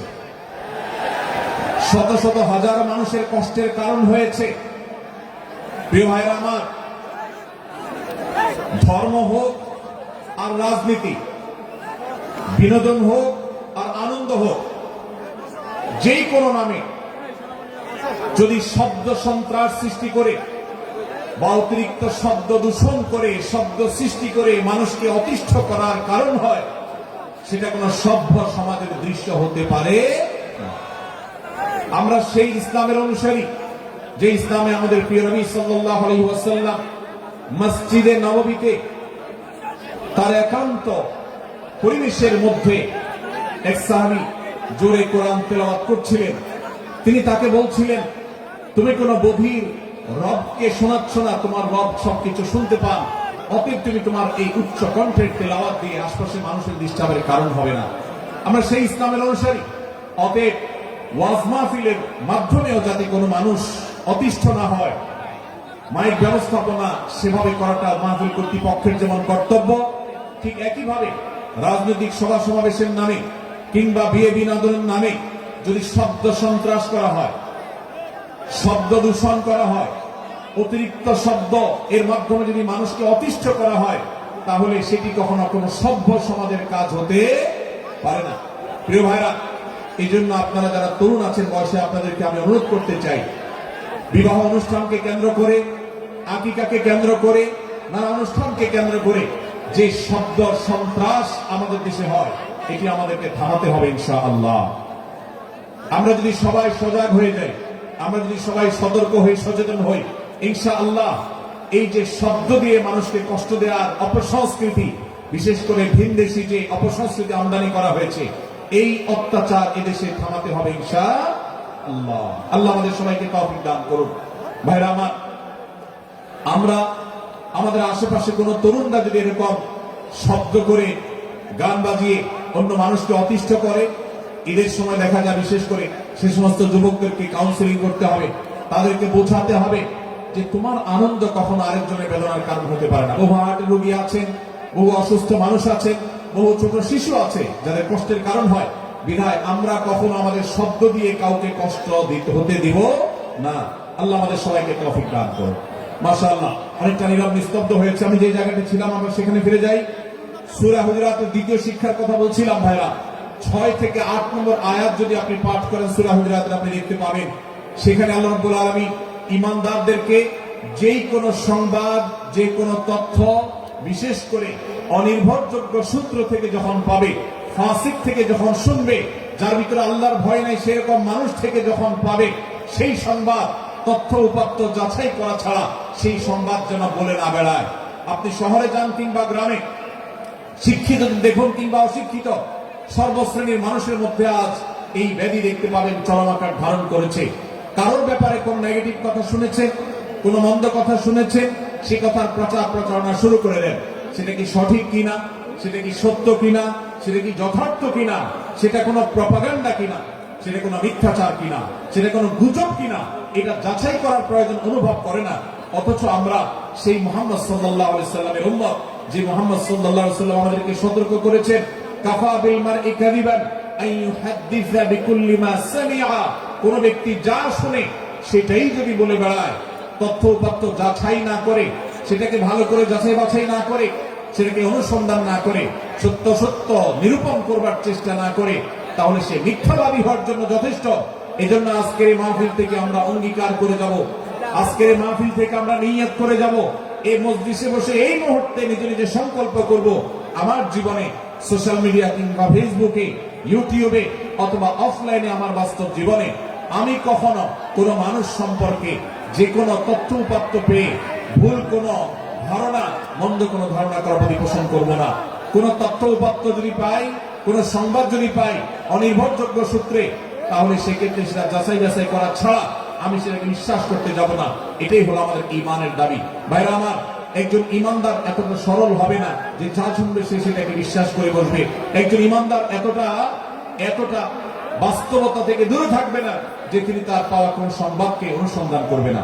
আল্লাহ তাআলা আমাদের সবাইকে সূরা হুজুরাতের এই দ্বিতীয় শিক্ষাটাকে আমাদের জীবনে ভালো করে ধারণ করার তৌফিক দান করুন। আল্লাহ বলেছেন, ইয়া আইয়ুহাল্লাযীনা আমানু, হে ঈমানদারেরা, ইন জাআকুম ফাসিকুম বিনাবাইন ফাতাবায়ানু, তোমাদের কাছে কোন ফাসিক, যার মধ্যে আল্লাহর ভয় নেই, এরকম কোন মানুষ যদি কোন সংবাদ উপস্থাপন করে,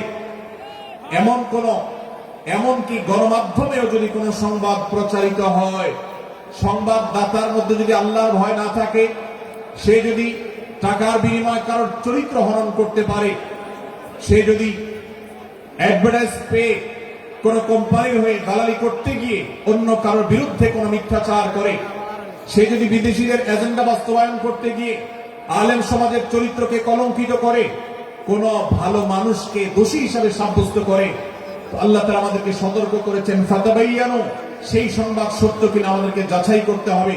আন তুসিবু কওমান বিজাহালাহ ফাতুসবিহু আলা মা ফাআলতুম নাদিমিন। যদি আমরা যাচাই বাছাই না করে যা শুনি সেটাকে বিশ্বাস করতে থাকি, তাহলে আমরা এক সময় লজ্জিত হতে হবে, অনুতপ্ত হতে হবে আমাদের এই ভুল অবস্থানের কারণে। এজন্য ভাইরা, আজকে এই মাহফিল থেকে আমরা প্রতিশ্রুতি নিজের সঙ্গে নিজে দিয়ে যাব যে আমরা কখনো কোন তথ্য উপাত্ত পেলে, কোন সংবাদ পেলে, সেটাকে বিশেষ করে কারোর চরিত্র সম্পর্কিত যদি হয়, কারোর সম্পর্কে নেগেটিভ যদি হয়, তাহলে সেটাকে বিশ্বাস করবার আগে ভালো করে অনুসন্ধান করব। যতক্ষণ আমি নিশ্চিত না হব ততক্ষণ পর্যন্ত সেটার প্রচার করব না। আল্লাহ তাআলা আমাদের সবাইকে কোরআনের এই শিক্ষাটাও আমাদের জীবনে ধারণ করবার তৌফিক দান করুন। ভাইরা আমার, তৃতীয় যে শিক্ষা সূরা হুজুরাতের, সেটি হলো আল্লাহ রাব্বুল আলামিন সূরা হুজুরাতের 9 এবং 10 নম্বর আয়াতে ঈমানদারদের মধ্যে যদি কখনো মতভিন্নতা, মতপার্থক্য, এটা যদি মারামারিতে পরিণত হয়, ঈমানদারদের মধ্যে যদি কখনো দুই পক্ষ গন্ডগোল এবং ফাসাদের মধ্যে লিপ্ত হয়ে যাওয়ার মতো দৃশ্যের অবতারণা হয়, তাহলে আমরা যেন আমাদের মুসলমান ভাইদের ঘর পোড়ার মধ্যে আলু পোড়া দিতে না যাই। আমরা যেন আমাদের মুসলমান ভাইদের মধ্যকার বিভেদকে আরো বৃদ্ধি করতে সহায়তা না করি। আমরা যেন মীমাংসার পথ অবলম্বন করি। আমরা যেন তাদের মধ্যকার সম্পর্কে যে অবনতি হয়েছে সেটাকে দূর করবার চেষ্টা করি। আল্লাহ রাব্বুল আলামিন এই নির্দেশ দিতে গিয়ে বলেছেন, ওয়া ইন তাইফাতানি মিনাল মুমিনিনা ইকতাতালু, যদি ইমানদারদের দুটি দল, দুটি গ্রুপ নিজেদের মধ্যে মারামারিতে লিপ্ত হয়ে যায়, ফাসলিহু বাইনাহুমা, তাহলে তোমরা সেই বিবাদমান দুটি দলকে মীমাংসা করবার চেষ্টা করবে। আজ আমাদের মধ্যে এরকম বহু বিষয়কে কেন্দ্র করে মুসলমানদের মধ্যে অনেক সময় মুখোমুখি অবস্থান আমরা দেখতে পাই, যা দুর্ভাগ্যজনক, যা হওয়ার কথা ছিল না।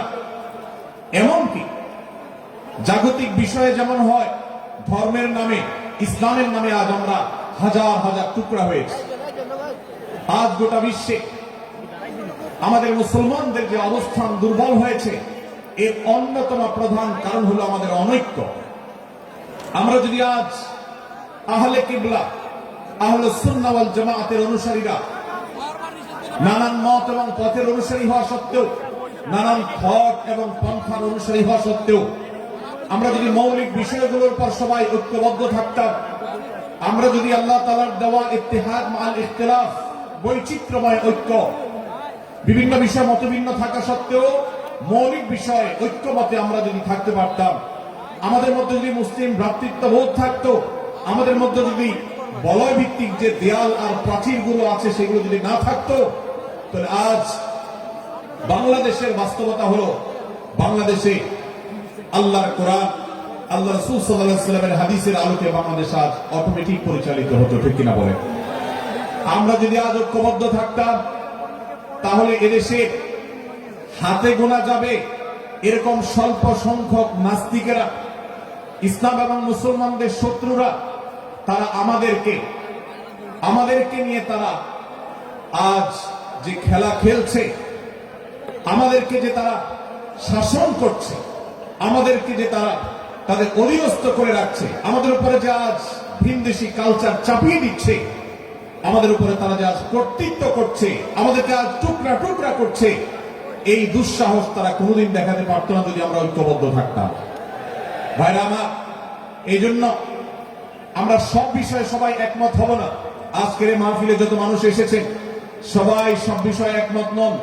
এমনকি আজকের এই মাহফিল কর্তৃপক্ষ যে আয়োজন করছেন 3 দিন ব্যাপী, এই মাহফিলে আপনারা দেখেছেন এখানে কওমি এবং আলিয়া উভয় জায়গা থেকে বক্তা নির্বাচন করা হয়েছে, অসাধারণ সমন্বয় করা হয়েছে।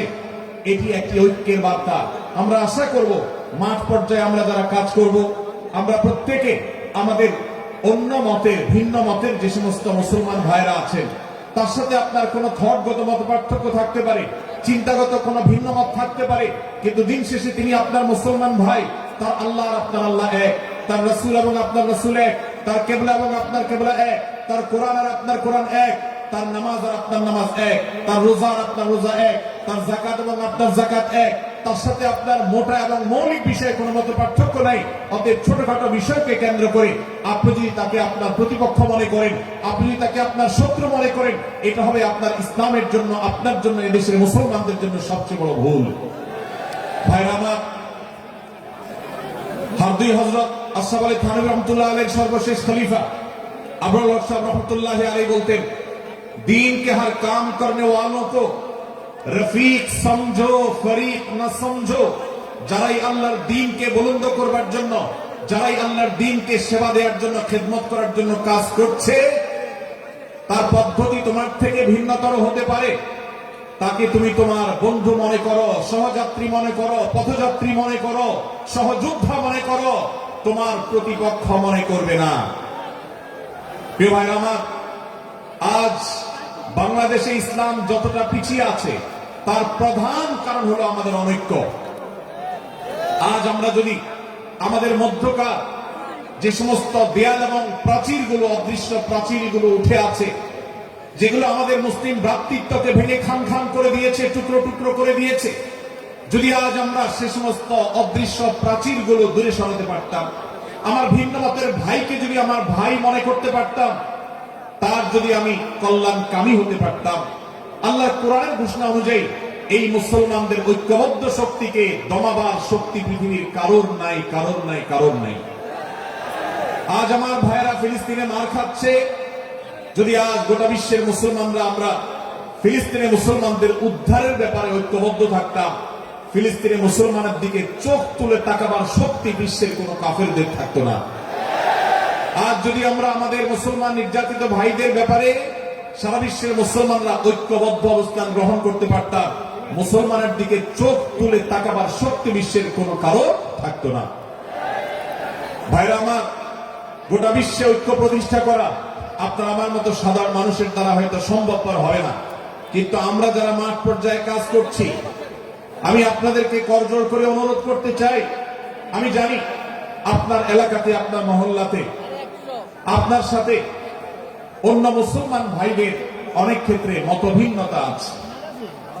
সেটা রাজনৈতিক দৃষ্টিভঙ্গির ক্ষেত্রে হতে পারে, সেটা ধর্মীয় থট এবং মানহাজ, মাযহাব, মাসলাকগতভাবে হতে পারে, সেটা অন্য কোন ইস্যু ভিত্তিক মত পার্থক্য হতে পারে।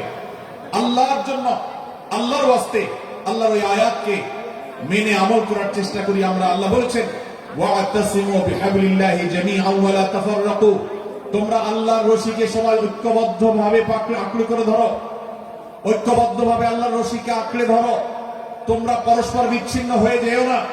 আমরা অনেক ফরজের কথা শুনেছি, নামাজ রোজা ফরজ আমরা জানি, বাবা মার প্রতি সদ্ব্যবহার করার ফরজের কথা আমরা জানি, আত্মীয়তার সাথে সুসম্পর্ক, আত্মীয়তার বন্ধন রক্ষার কথা আমরা জানি, ফরজ হওয়ার কথা জানি, কিন্তু মুসলমানদের ঐক্যবদ্ধ থাকতে হবে এই ফরজের কথা আমরা অনেকেই জানি না।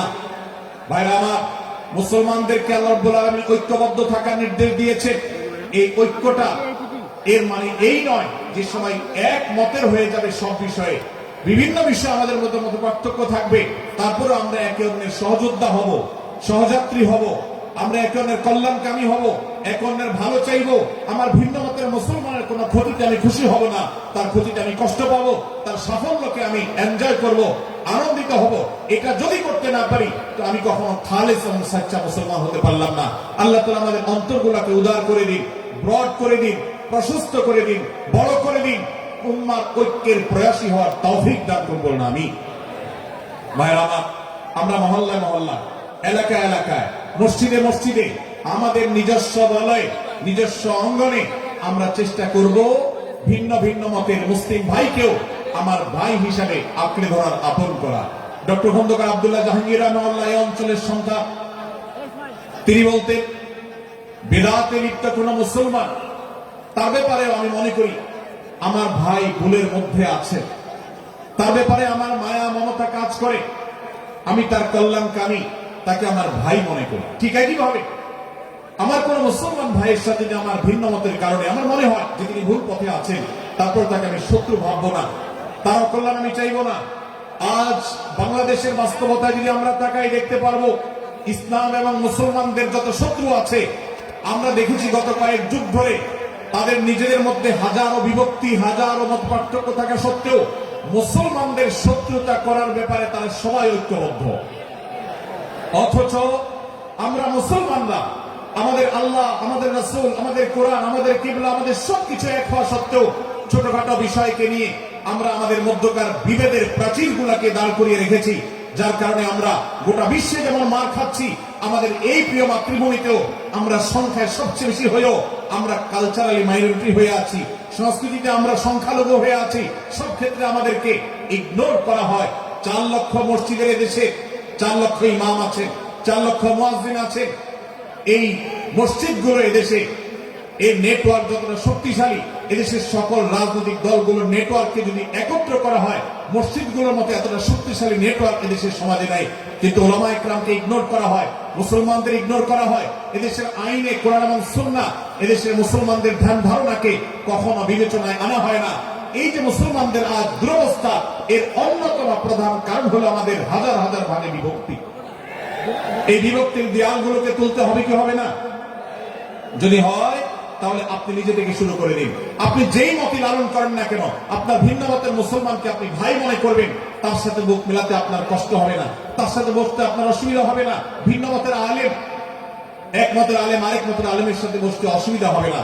এক মতের অনুসারী আরেক মতের অনুসারীকে ভাই বলতে অসুবিধা হবে না। আমরা সোশ্যাল মিডিয়াতে নিজেদের মধ্যে কামড়াকামড়ি করবো না, নিজেদের মধ্যে আমরা ঝগড়া বিবাদ করবো না। এবং যদি কেউ বিবাদে লিপ্ত হয়, সূরা হুজুরাতের 9 এবং 10 নম্বর আয়াতের শিক্ষা বলছে, মুসলমানদের মধ্যে দুটি দল যদি মারামারিতে লিপ্ত হয়, তুমি সেখানে গিয়ে খোঁচাখুচি করে মারামারি বাড়ানোর তো প্রশ্নই ওঠে না। বরং আল্লাহ বলছেন যে ফাসলিহু বাইনাহুমা, তাদের উভয়ের মধ্যে মীমাংসা করবার জন্য তুমি উদ্যোক্তা হও, তুমি উদ্যোগী হও। ভাইরা আমার, আমরা অনেকেই হয়তো জেনে থাকবো মিথ্যা এটা আল্লাহর জমিনের সবচেয়ে বড় জঘন্য অপরাধগুলোর মধ্যে থেকে একটি। একজন মুসলমান কোন অবস্থাতে মিথ্যা বলতে পারে না, কিন্তু কোন মুসলমান যদি অন্য মুসলমানের সাথে কখনো বিবাদ বিতণ্ডায় লিপ্ত হয়ে যায়, দুজন মুসলমান বা দুটি বলয়, দুটি পক্ষ, দুটি গোষ্ঠী মুসলমানদের, তাদের মধ্যে যদি কোনো বিষয় যদি ভুল বুঝাবুঝি তৈরি হয়, ভিন্ন মত সৃষ্টি হয়, একে অন্যের সাথে শত্রু ভাবাপন্ন হয়ে যায়, তাহলে তাদের দুইজনের মধ্যে বা দুই পক্ষের মধ্যে মীমাংসা করবার জন্য যদি মিথ্যা কথাও বলে, অর্থাৎ আপনি এক পক্ষের কাছে গিয়ে বললেন, ভাই আপনি যাকে এত খারাপ মনে করছেন, যার ব্যাপারে আপনি এতটা রাগান্বিত হয়ে আছেন, আমি তো জানি তিনি আপনার ব্যাপারে অনেক সফট চিন্তা রাখেন, আপনার ব্যাপারে অনেক ইতিবাচক ভাবনা রাখেন, আপনার ব্যাপারে অনেক সুধারণা পোষণ করেন। আপনি যদি একজন মুসলমানের কাছে গিয়ে, এক পক্ষের কাছে গিয়ে যদি এই কথাটা বলেন, বাস্তবে তিনি যদি এটা নাও বলেন, তারপরেও আপনি যদি এই মিথ্যা কথা বলেন, এই মিথ্যা এটা শুধু জায়েজ নয়, বরং এই মিথ্যাটা এর মাধ্যমে আপনি যে তাদের পরস্পরের সম্পর্ককে ভালো করার চেষ্টা করেছেন, এর মাধ্যমে আপনি আল্লাহর কাছে নেকি এবং সওয়াব পাবেন ইনশাআল্লাহ। ভাইরা আমার, তাহলে দুজন মুসলমান, দুটি পক্ষ, দুটি দল, দুটি বলয়, দুটি গোষ্ঠী যদি কখনো ভিন্ন মত তাদের মধ্যে তৈরি হয়, সেটা যদি মারামারিতে গিয়ে পৌঁছায়, সেটা যদি বিবাদ বিতণ্ডা পর্যন্ত গিয়ে পৌঁছায়, আমাদের কাজ হবে মধ্যে থেকে সেটাকে মীমাংসার মাধ্যমে দূরত্বকে কমানো। আমরা কখনো দূরত্ব বাড়াবো না, পারলে দূরত্ব কমাবো। ডক্টর খন্দকার আব্দুল জাহাঙ্গীর রহমতুল্লাহ একটা কথা বলতেন, মুসলমানদের বাড়িতে যে আগুন লেগেছে, বিভেদের আগুন, মতবিরোধের আগুন, মত পার্থক্য, এটা মতবিরোধে যে পৌঁছে গেছে, এই আগুন তিনি বলতেন আমি নিভাবার মতো শক্তি আমার নাই, এত পাওয়ার নাই যে বহুদা বিভক্ত মুসলমানদেরকে আমি ঐক্যবদ্ধ করে ফেলবো, এত শক্তি আমার হাতে নেই। কিন্তু একটা শক্তি আমার কাছে আছে ভাই, সেটা হলো যে বিবাদমান মুসলমানদের মধ্যে বিবাদ যেন আর না বাড়ে, বিবাদের যে আগুন লেগেছে সে আগুনে যেন আর ঘি ঢালা না হয়, কেরোসিন ঢালা না হয়, সেজন্য আমি ভূমিকা রাখতে পারি। আমি আপনাদেরকে বিনয়ের সাথে অনুরোধ করতে চাই, যত বিষয় নিয়ে আমাদের মুসলমানদের পরস্পরের মত পার্থক্য আছে, হতে পারে সেটা মাসআলা নিয়ে, হতে পারে সেটা রাজনৈতিক অবস্থানকে কেন্দ্র করে, হতে পারে অন্য কোন বিষয়কে কেন্দ্র করে, আল্লাহর ওয়াস্তে আপনি বিভেদ মিটাতে পারেন আর না পারেন, বিভেদ যেন না বাড়ে সেজন্য আপনি অবস্থান গ্রহণ করবেন। বিভেদ বাড়ার ক্ষেত্রে কোনো ভূমিকা পালন করবেন না এবং সব সময় উম্মাহ ঐক্য প্রয়াস চাইবেন, প্রয়াস চালাবেন, উম্মাহ ঐক্য চেষ্টা করবেন। আল্লাহর কাছে আপনি যে দোয়াগুলো করেন এর মধ্যে একটা দোয়া যেন এটাও থাকে, হে আল্লাহ আমরা বহুদা বিভক্ত হয়ে গেছি, আমরা টুকরা টুকরা হয়ে গেছি, যার কারণে তোমার ভাষ্য অনুযায়ী ফতশালু ওয়া তাযহাবা রিহুকুম, আজ আমাদের শক্তি শেষ হয়ে গেছে, আমরা দুর্বল হয়ে গেছি। আজ বাংলাদেশের বাস্তবতা যদি আমরা বলি, যে দেশে 90-95 ভাগ মানুষ মুসলমান, সে দেশে আজ হাতে গোনা কিছু নাস্তিক, কিছু ইসলাম বিদ্বেষী, মুসলমান বিদ্বেষীরা, তারা আমাদেরকে আজ উঠা বসা করায়, তারা আমাদের আইন নির্ধারণ করে, তারা আমাদের শাসক নির্ধারণ করে, তারা আমাদের সব বিষয়গুলোকে নির্ধারণ করে দেয়। আমাদের সন্তানরা পাঠ্যপুস্তকে কি পড়বে সেটাও ইসলাম বিদ্বেষীরাই ঠিক করে দেয়। ভাই আমার, এই অবস্থার যদি পরিবর্তন চায় তাহলে আমাদের মধ্যকার দূরত্বগুলো কমাতে হবে। এই জন্য আপনার দোয়ার মধ্যে আল্লাহর কাছে নিবেদন করুন, আল্লাহ আপনি আমাদের মধ্যকার বিভেদগুলো কমিয়ে দিন, আল্লাহ আমাদের ওলামাদেরকে ঐক্যবদ্ধ করে দিন, আল্লাহ আমাদেরকে ইত্তেহাদ মাল ইখতিলাফ, বৈচিত্র্যময় ঐক্য, মতভিন্ন থাকা সত্ত্বেও মৌলিক বিষয় ঐক্যবদ্ধ হওয়ার তৌফিক দান করুন। সীসাডালা প্রাচীরের মতো আমাদেরকে কাঁধে কাঁধ মিলিয়ে আল্লাহ মুক্তার রাসূল সাল্লাল্লাহু আলাইহি সাল্লামের আদেশ নিষেধকে ব্যক্তি, সমাজ, পরিবার, রাষ্ট্রের সর্বত্র বাস্তবায়নের জন্য কাজ করার তৌফিক দান করুন। আমরা আমাদের দোয়ার মধ্যে মুসলমানদের ঐক্যের জন্য দোয়া করবো তো ইনশাআল্লাহ, আল্লাহ তাআলা আমাদেরকে সেই তৌফিক দান করুন।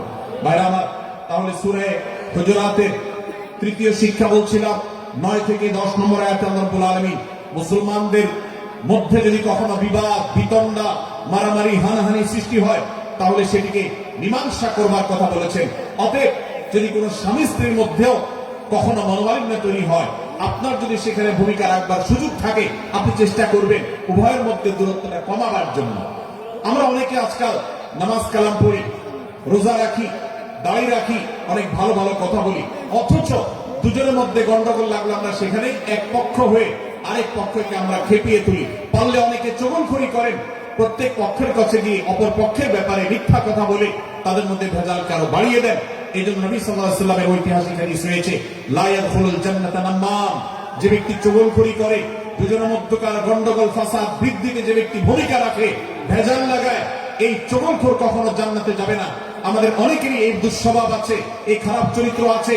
সূরা হুজুরাত, এই জন্য আমাদের আজকের যে সমাজ বাস্তবতা আছে, আমাদের যে ব্যাধি আছে ব্যক্তিগত পর্যায়ে, আমাদের পরিবারের, সমাজের সর্বত্র যে ব্যাধিগুলো ছেয়ে গেছে, সূরা হুজুরাতের প্রতিটি আয়াত যেন সেই ব্যাধির সবচেয়ে বড় মহৌষধ, সেজন্য সবচেয়ে বড় প্রতিষেধক, সেজন্য সবচেয়ে বড় সমাধান। এই জন্য আমি বলেছি শুরুতে, আমার যদি আল্লাহ শক্তি সামর্থ্য দিতে প্রত্যেক মুসলমানের হাতে পায়ে ধরে সূরা হুজুরাতের 18টি আয়াত, প্রত্যেকটি আয়াত আমি আমার মুসলমান ভাইদেরকে বলতাম, বারবার পড়ুন, বারবার পাঠ করুন, বোঝার চেষ্টা করুন, জীবনকে পরিবর্তন করুন। এদেশে নামাজি মুসলমান আপনি কম বেশি পাবেন, এদেশে রোজাদার মুসলমান কম বেশি পাবেন, এদেশে হজ আদায়কারী মুসলমান কম বেশি পাবেন, এদেশে তাসবিরত মুসলমান কম বেশি পাবেন, কিন্তু এদেশে আচার আচরণ, কাজ কারবার, আখলাক এবং বান্দার হক এবং অধিকার, অন্যের অধিকার সংশ্লিষ্ট বিষয়ে সচেতন মুসলমান আপনি খুব বেশি পাবেন না। আর এই জন্যই আমাদের জান্নাতের পথে অনেক বড় অন্তরায় হয়ে আছে। আজ আমাদের চরিত্রগুলো নষ্ট হয়ে গেছে। আমরা নামে মুসলমান, আমরা চগলখড়ি করি, আমরা নামে মুসলমান, দুজনের মধ্যে গন্ডগোল সৃষ্টি করে দেই। গন্ডগোল আগে থেকে সৃষ্টি থাকলে সেটাকে বাড়াবার চেষ্টা করি। আমরা নামে মুসলমান, আমাদের শিষ্টাচার নেই, আদব নেই, লেহাজ নেই। এই জন্য সূরা হুজুরাতের প্রতিটি আয়াত আমাদেরকে শিক্ষা দেয়। আল্লাহ তাআলা আমাদের সকলকে এই শিক্ষাগুলো আজকের এই মাহফিল থেকে আমাদের বুকের ভেতরে পরম যত্ন সহকারে নিয়ে যাওয়া এবং আমাদের জীবনকে পরিবর্তন করার তৌফিক দান করুন। ভাইরা আমার, তৃতীয় এই শিক্ষাটি শেষ করে আমি বলতে চাচ্ছি, চতুর্থ আয়াতে আল্লাহ রাব্বুল আলামিন আমাদেরকে বলেছেন আমরা যেন কেউ কাউকে নিয়ে বিদ্রুপ না করি, ব্যঙ্গ না করি, কেউ কাউকে যেন বাজে নামে না ডাকি, কেউ যেন কাউকে খোঁচাখুচি না করি, কেউ যেন কারোর নাম বিকৃত করে তাকে না ডাকি। ভাইরা আমার, এই আয়াতটা আমি শুরুতে তেলাওয়াত করেছি। আল্লাহ বলেছেন ইয়া আইয়ুহাল্লাযীনা আমানু লা ইয়াসখার কওমুন মিন কওমিন আসা আন ইয়াকুনু খায়রাম মিনহুম। হে ঈমানদারেরা, হে মুসলমানেরা, তোমাদের কেউ যেন অন্য কারোর নাম ধরে অন্য কাউকে ব্যঙ্গ বিদ্রুপ ঠাট্টা না করে। আমরা একে অন্যকে নিয়ে ঠাট্টা করি কি করি না? বিদ্রুপ করার রোগ আমাদের মধ্যে আছে না নাই? ভাইরা আমার, জাগতিক বিষয় তো আছেই, এমনকি দুর্ভাগ্যজনক বাস্তবতা হলো ধর্মের নামে, ইসলামের নামে একদল মুসলমান অপর দল মুসলমানকে নিয়ে হাসি, ব্যঙ্গ, বিদ্রুপ, রাসারাসি এবং নাম বিকৃত করা এবং খোঁচাখুচি করা, এই কাজগুলো আমাদের মধ্যে আছে না নাই? আমরা যারা ইসলামের খেদমত মনে করে আমার ভিন্ন মতের ভিন্ন দলের মুসলমানকে খোঁচাখুচি করি, আমরা যারা আল্লাহর খেদমত মনে করে, ইসলামের সেবা মনে করে, দাওয়াতের কাজ মনে করে, ইসলাম প্রচার মনে করে ভিন্ন মতের অন্য দলের মুসলমানকে নিয়ে ব্যঙ্গ বিদ্রুপ আর হাসাহাসি করি, তাদেরকে সোশ্যাল মিডিয়াতে, অনলাইনে, অফলাইনে তুচ্ছ-তাচ্ছিল্য করি, আল্লাহর শপথ করে বলছি এটা ইসলামের সেবা নয়, এটা হলো প্রবৃত্তির পূজা, এটা হলো আপনার নফসের পূজা, এটা হলো আপনার প্রবৃত্তির গোলামি করা, এটা আল্লাহর গোলামি নয়, এটা ইসলামের খেদমত নয়, এটা ইসলামের 12টা বাজানো। ভাইরা আমার, কোন অবস্থাতে একজন মুসলমান অন্য মুসলমানকে নিয়ে ব্যঙ্গ বিদ্রুপ করতে পারে না। আমার মুসলমান ভাই যদি কোনো ভুল কথা বলে, ভুল কাজ করে, আমি যথাযথ নিয়মে তাকে সংশোধনের চেষ্টা করব, সমালোচনা করার দরকার হলে সেটাও করব, কিন্তু হাসাহাসি নয়, বিদ্রুপ নয়, ব্যঙ্গ করা নয়। আজ আমাদের তরুণদের মধ্যে এটা একটা আর্টে পরিণত হয়েছে।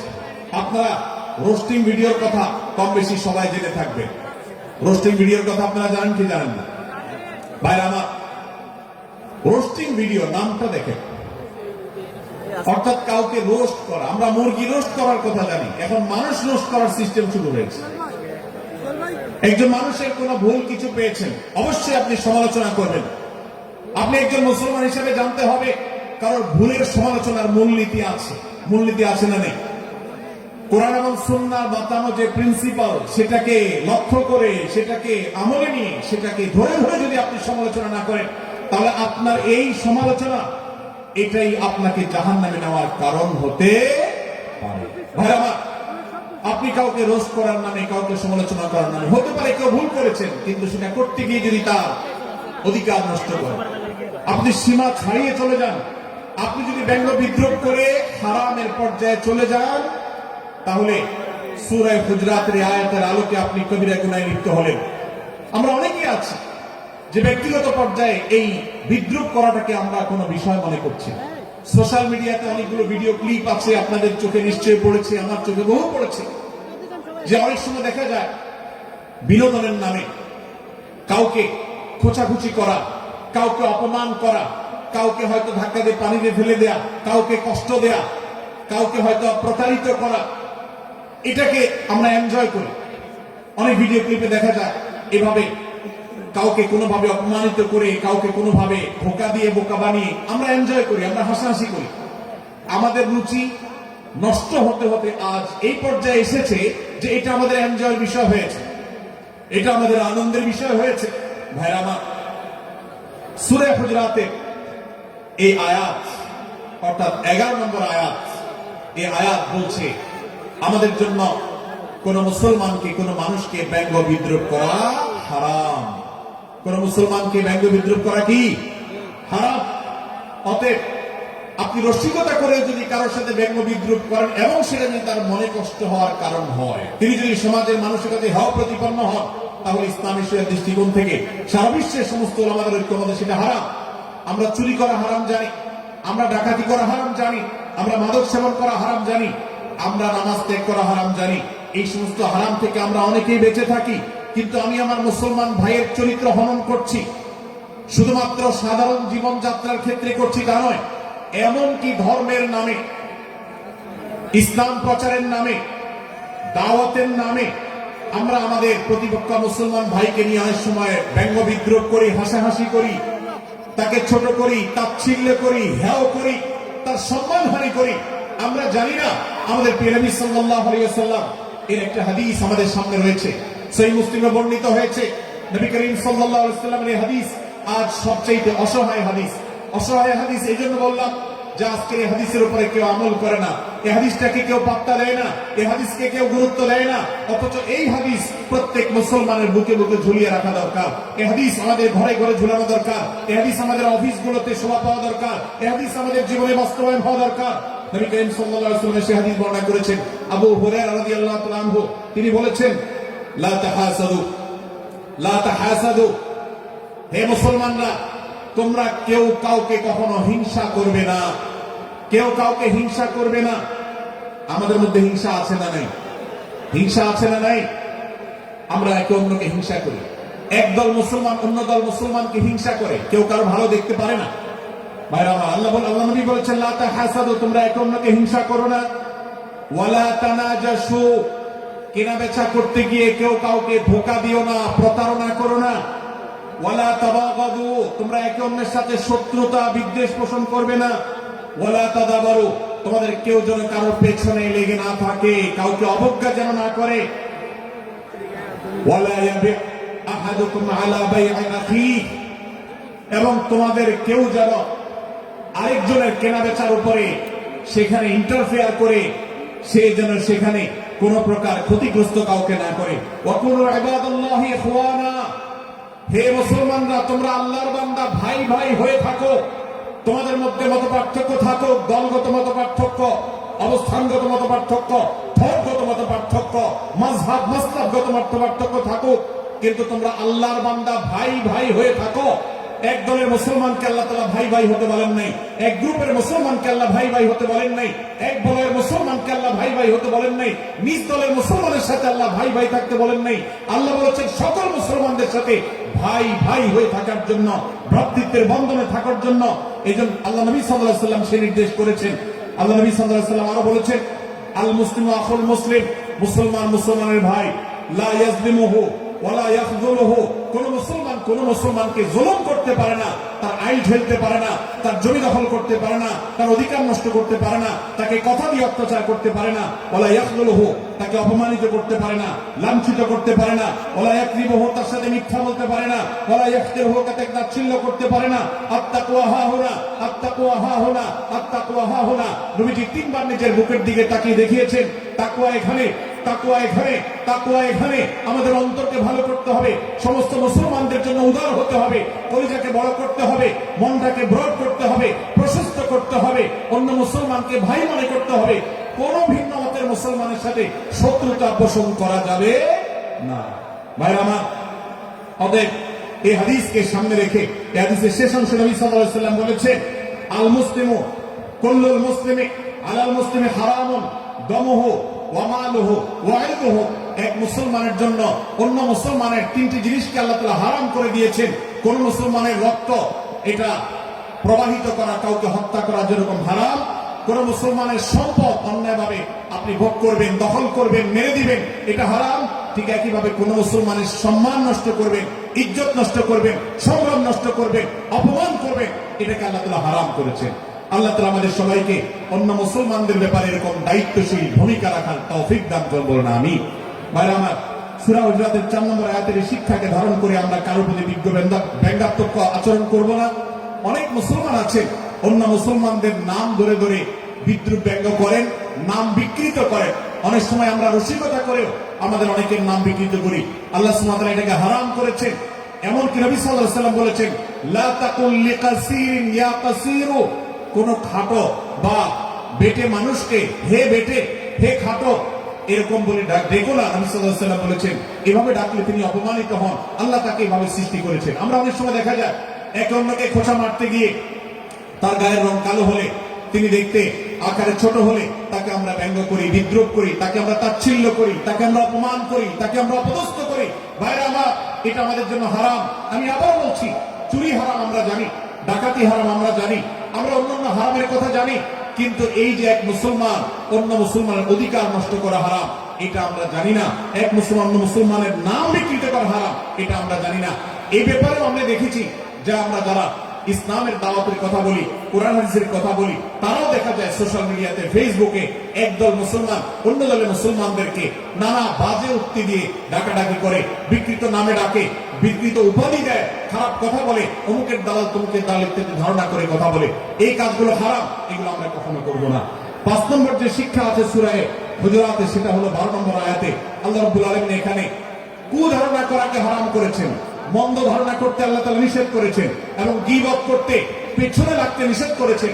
ভাইরা আমার, এই একটি আয়াত অর্থাৎ সূরা হুজুরাতের 12 নম্বর আয়াত, এই আয়াতটি শিক্ষা ধারণ করে যদি আমরা আমাদেরকে শুধরাতে পারি, সংশোধন করতে পারি, তাহলে ইসলামের মেইন যে কাজগুলো আছে, ঈমানকে বিশুদ্ধ করা এবং শিরক মুক্ত ঈমান আনা, 5 ওয়াক্ত নামাজ পড়ার পর, বান্দার হক আদায়ের পর, এই আয়াতের পর আমল করলে আপনার জান্নাতে যাওয়ার সবচেয়ে বড় বাধা দূর হয়ে যাবে ইনশাআল্লাহ। ভাইরা আমার, যে আয়াতে আল্লাহ তাআলা আমাদেরকে কারো প্রতি মন্দ ধারণা করতে নিষেধ করেছেন, গীবত করতে নিষেধ করেছেন, কারো পেছনে লাগালাই করতে নিষেধ করেছেন, সে আয়াতে আল্লাহ রাব্বুল আলামিন বলেছেন, ইয়া আইয়ুহাল্লাযীনা আমানু ইজতানিবু কাসীরাম মিনায-যন্ন, হে ঈমানদারেরা, হে মুসলমানরা, তোমরা কারোর প্রতি ধারণা, মন্দ ধারণা তোমরা করো না, এটা থেকে বিরত থাকো। অনেক ধারণা অর্থাৎ মন্দ ধারণা, এটা গুনাহ, এটা থেকে বিরত থাকো। ইন্না বা'দায-যন্নি ইসম, কারণ কিছু কিছু ধারণা অর্থাৎ যেগুলো মানুষের সম্পর্কে কোন তথ্য উপাত্ত ছাড়া নিছক ধারণা প্রসূত মন্দ ধারণা করা হয়, সেগুলো গুনাহের কারণ, সেগুলো অপরাধের কারণ, সেগুলো কবিরা গুনাহ, সেগুলো পাপাচার, সেগুলো আল্লাহর অসন্তুষ্টির কারণ, সেগুলো আল্লাহর অবাধ্যতার কারণ। এই জন্য ভাই, কারোর প্রতি মন্দ ধারণা করা যাবে না।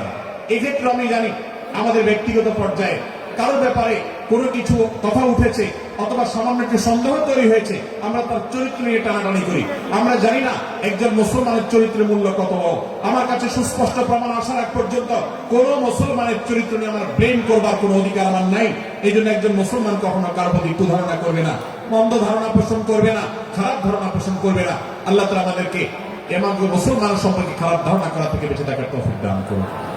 বাইরে আমার কিছুটা বিশৃঙ্খলা দেখা যাচ্ছে, আমরা আপনাদেরকে বিনীতভাবে অনুরোধ করতে চাই, অনুগ্রহ করে সবাই বসে পড়ুন। যারা দাঁড়িয়ে আছেন তারা একটু বসে পড়ুন, সবাই যার যার দায়িত্বে বসে যান। আপনি আরেকজনের চিন্তা না করে আপনি একটু বসে যান। ভলান্টিয়ার ভাইরা প্যান্ডেলের ভেতরে পেছনে কি হচ্ছে আপনারা একটু দেখুন। ডান পাশে যে সমস্ত ভাইরা আছেন, ভাইরা আপনারা আমার কথা শুনুন। ডান পাশে, আমার প্যান্ডেলের ডান পাশে যারা আছেন, আপনাদেরকে আমরা অনুরোধ করছি, ওয়াজ মাহফিলের মঞ্চে, তাফসীর কোরআন মাহফিলের প্যান্ডেলে এসে আমরা যদি বিবাদ বিতণ্ডায় লিপ্ত হই, আমরা সে বিষয়ে আলোচনা করছি, আল্লাহর ওয়াস্তে আমরা বিবাদ বিতণ্ডা বন্ধ করি। আপনারা একটু শান্ত হন, আল্লাহর জন্য একটু সবর করেন। ভাইরা আমার, এদিকে যে কিছুটা বিশৃঙ্খলা দেখা যাচ্ছে, আপনাদেরকে আমরা অনুরোধ করছি আপনারা একটু বিশৃঙ্খলা বন্ধ করুন। ভাইরা এখানে যারা দাঁড়িয়ে আছেন সবাই বসে যান, সবাই বসে যান, সবাই বসে যান। যশোরের মানুষের দুর্নাম হোক, আপনারা কি চান? আপনারা কি চান যশোরের মানুষের দুর্নাম হোক? তাহলে আশপাশে ভাইরা আমাদেরকে সবাইকে বসাই দেন, বসাই দেন, কাউকে দাঁড়ায় থাকতে দিবেন না। ভাই সবাই বসে, সবাই বসে যান। এখানে যারা দাঁড়িয়ে আছেন সবাই বসে, অনুগ্রহ করে সবাই ধৈর্য ধারণ করেন এবং বসে। আজকের মাহফিল সুন্দরভাবে শেষ হোক। আপনারা কি চান কি চান না? ভাই আপনারা কি চান কি চান না? যদি আপনারা চান, অনুগ্রহ করে আমার ডান পাশে যারা বিশৃঙ্খলা করছেন তারা বসে যান। আপনাদেরকে আমরা অনুরোধ করছি এখান থেকে বসে যান। আপনারা কি ডক্টর মিজানুর রহমান আজহারী সাহেবের আলোচনা শুনতে চান কি চান না? যদি চান তাহলে মেহেরবানি করে আওয়াজ বন্ধ করে পরিবেশ শান্ত করে। এখানে অল্প কিছু মানুষের মধ্যে বিশৃঙ্খলা দেখা যাচ্ছে। কোন কারণে এত বড় মাহফিল, এত মানুষের, লাখো লাখো মানুষের সমাগম, এখানে কোনো কারণে ঝামেলা হতেই পারে, কিন্তু আমরা অনুগ্রহ করে ধৈর্য ধারণ করি। ধৈর্য কোথায়? সবাই বসে যায়। সবাই বসে যান, আওয়াজ বন্ধ করে। ভলান্টিয়ার ভাইরা এদিকে বিনয়ের সাথে মানুষদেরকে বসানোর জন্য চেষ্টা করেন। আশেপাশের যারা আছেন বসে, তারা দাঁড়ানো ভাইদেরকে হাতে পায়ে ধরে বসান। সবাই সবাইকে টান দিয়ে বসান। ভাই এই পাশে যারা বিশৃঙ্খল আচরণ করছেন তারা আপনারা একটু বসেন। আপনার যদি বিশৃঙ্খল আচরণ না থামান তাহলে সেক্ষেত্রে মাহফিল সুন্দরভাবে শেষ করা যাবে না। আমার আলোচনার শেষের দিকে আমরা আলোচনা শেষ করে এশার নামাজ পড়বো, তারপরে আমাদের শেষ অধিবেশন হবে ইনশাআল্লাহ।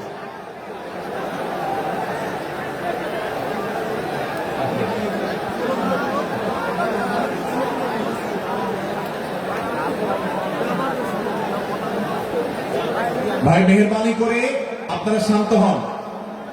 আমাদের আলোচনার পর আজকের আমাদের প্রধান আকর্ষণ এবং প্রধান বক্তা ডক্টর মিজানুর রহমান আজহারী হাফিজাহুল্লাহ তিনি আসবেন, তিনি আলোচনা করবেন। তারপরে আমরা মাঠে ইনশাআল্লাহ সবাই জামাতের সাথে ইশার সালাত আদায় করব। আমি কয়েক মিনিটের মধ্যে আলোচনা শেষ করব, আপনারা মেহেরবানি করে শান্ত হন। জাযাকুমুল্লাহ খাইর। ভাইরা আমার, আমি যে জায়গাটা ছিলাম, সূরা হুজরাতের 12 নম্বর আয়াতে আল্লাহ রাব্বুল আলামিন আমাদেরকে সূরা হুজরাতের পঞ্চম শিক্ষা দিয়েছেন। মুসলমানদের জন্য যা গুরুত্বপূর্ণ তা হলো আমরা কারোর প্রতি মন্দ ধারণা করব না। এই ক্ষেত্রে ডক্টর আব্দুল্লাহ জাহাঙ্গীর রহমানুল্লাহর একটা উক্তি আমার মনে পড়ে। তিনি বলেছেন যে আজ আমাদের যারা ধর্ম চর্চা করি, আমরা যারা নিজেদেরকে প্র্যাকটিসিং মুসলমান মনে করি, আমাদের সবচেয়ে হুজুরদের সবচেয়ে পছন্দের গুনাহ হলো মন্দ ধারণা করা, অন্যের ব্যাপারে খারাপ ধারণা করা। অমুক অমুকের দালাল, তমুক তমুকের দালাল, কোন তথ্য উপাত্ত ভিত্তি প্রমাণ ছাড়া নিছক ধারণার উপর ভিত্তি করে অন্য মুসলমান ভাইকে আমি এরকম নানা তকমা দিয়ে আমরা কবিরা গুনাহে লিপ্ত হচ্ছি। আমরা এই বদ ধারণা করা, মন্দ ধারণা করা যে কবিরা গুনাহ অনেকে জানি না। অনেকের পেছনে লাগছে, অনেকের ওয়াজ শুনছি দোষ বাই করার জন্য, স্ট্যাটাস পড়ছি ভুল বাই করার জন্য। এই যে মানুষের পেছনে লাগা, এটা আল্লাহ তাআলা নিষেধ করেছেন, ওয়ালা তাজাসসু, তোমরা কেউ কারোর ছিদ্র অন্বেষণ করা, দোষ আবিষ্কার করার চেষ্টা করবে না, এবং ওয়ালা ইয়াত্তাবাদুকুম বাদা, কেউ কারোর গীবত শিকায়াত করবে না। এই আয়াতে আমাদেরকে কেউ কারোর পেছনে পরনিন্দা করতে নিষেধ করেছেন। ইসলাম বলে আমরা মানুষের সামনে মানুষের ভুলের কথাগুলো বলবো বিনয়ের সাথে, যাতে তিনি সংশোধিত হন, আর তার পেছনে প্রশংসা করব। আমরা করি উল্টা, আমরা মানুষের সামনে এসে মানুষের প্রশংসা করি আর তার পেছনে গিয়ে তার দুর্নাম করি। ইসলামকে যদি আমরা মানতাম সমাজটা সুন্দর হয়ে যেত। আমরা যদি সামনে কারোর দোষ বলতাম তাহলে তিনি সংশোধিত হতেন, আর পেছনে যদি গুণ বলতাম তাহলে তিনি ভালো সেখান থেকে শিক্ষা গ্রহণ করতেন। সূরা হুজরাতের 6 নম্বর শিক্ষা 13 নম্বর আয়াতে আল্লাহ তাআলা বলেছেন যে আমাদের সবার গোড়া কোত্থেকে এসেছে, আমাদের গর্বের কোনো বাহ্যিক কারণ নাই তাকওয়া ছাড়া। আল্লাহ বলেছেন ইয়া আইয়ুহান নাস ইন্না খালাকনাকুম মিন যাকারিন ওয়া উনসা, হে মানুষ সকল, তোমাদেরকে আমি মানুষ, নারী এবং পুরুষ, আদম এবং হাওয়া থেকে সৃষ্টি করেছি। ওয়াজআলনাকুম শুউবান ওয়া ক্বাবাইলা লিতাআরাফু, বিভিন্ন গোত্রে তোমাদেরকে আমি বিভক্ত করেছি পরিচয় জানার জন্য, শুধুমাত্র। আর আল্লাহ বলেছেন শেষে ইন্নাল্লাহা আলিমুন খাবীর, তোমরা কি করো আল্লাহ জানে। অতএব আমাদের কারোর পর কারোর কোনো শ্রেষ্ঠত্ব নেই তাকওয়া ছাড়া। আল্লাহ বলেছেন ইন্না আকরামাকুম ইনদাল্লাহি আত্তাকুম, আমাদের মধ্যে সবচেয়ে মর্যাদাবান হবে তিনি যার মধ্যে তাকওয়া সবচেয়ে বেশি হবে। আমাদের কোনো বংশগত গৌরব, কোন অঞ্চলগত গৌরব, অন্য কোনো গৌরব আমাদের থাকবে না, শুধু তাকওয়ার গৌরব আমাদের থাকতে পারে। সেটাও গর্ব, নিষিদ্ধ গর্ব বা অহংকারের মতো নয়, বরং সেটা আমাদের বিনয়ের জায়গা। সর্বশেষ 7 নম্বর যে শিক্ষা সূরা হুজুরাতে রয়েছে সেটা 14 থেকে 18 নম্বর আয়াতে আল্লাহ তাআলা ঈমান এবং ইসলামের চিহ্ন উল্লেখ করেছেন। যে 6টা শিক্ষা উল্লেখ করা হয়েছে, এর আলোকে মুসলমানকে, মুনাফিককে সেটা নিরূপণ হবে। এই জন্য আল্লাহ তাআলা শেষে এটি উল্লেখ করেছেন। এই 7টি শিক্ষাকে ধারণ করে আমরা আমাদেরকে ভালো মুসলমান হিসেবে গড়ে তোলার চেষ্টা করব, আমাদের জীবনকে সাজাবার চেষ্টা করব। আল্লাহ তাআলা আমাদের সবাইকে তৌফিক দান করুন। আমি আবার এক নজরে বলে শেষ করছি, সূরা হুজরাত কোরআনে কারীমের 26তম পারা, একটি সূরা, 49 নম্বর সূরা, কোরআনের 18টি আয়াতের আছে। প্রথম থেকে 5 নম্বর আয়াত পর্যন্ত আল্লাহ রাসূলের সাথে আদব লেহাজ বজায় রাখা, শিষ্টাচার মেনটেন করা এবং সম্মানীয় ব্যক্তিদের সাথে এখান থেকে আমরা শিক্ষা নিয়ে আদব লেহাজ বজায় রাখা, তাদের সামনে আগ বেড়ে কথা না বলা, আগ বেড়ে কাজ না করা, উচ্চকণ্ঠে কথা না বলা, শিক্ষা আল্লাহ দিয়েছেন। দ্বিতীয়ত, আমাদেরকে কোন সংবাদ, বিশেষ করে অনির্ভরযোগ্য তথ্যের সংবাদ শুনে আমাদেরকে কারোর ব্যাপারে ধারণা করার আগে আল্লাহ তাআলা আমাদেরকে যাচাই করার শিক্ষা দিয়েছেন। আমরা যেন গুজবে, আমরা যেন ধারণা প্রসূত কোন তথ্যে আমরা যেন কান না দেই, সেই শিক্ষা আল্লাহ আমাদেরকে দিয়েছেন। এটি 6 থেকে 8 নম্বর আয়াতে, 9 থেকে 10 নম্বর আয়াতে আল্লাহ তাআলা মুসলমানদের 2 গ্রুপের মধ্যে গন্ডগোল দেখা দিলে মীমাংসা করতে বলেছেন। এবং 4 নম্বর শিক্ষা 11 নম্বর আয়াতে বিদ্রুপ করতে নিষেধ করেছেন আল্লাহ তাআলা, কারণ নাম ধরে ব্যঙ্গ করাকে হারাম করা হয়েছে। এবং 5 নম্বর শিক্ষা 12 নম্বর আয়াতে আল্লাহ তাআলা দিয়েছেন, কারোর প্রতি মন্দ ধারণা করা যাবে না, কারোর পেছনে লাগা যাবে না, এবং কারোর মন্দ নামে কাউকে ডাকা যাবে না, কারোর সমালোচনা তার পেছনে করা যাবে না, এগুলোকে হারাম করা হয়েছে।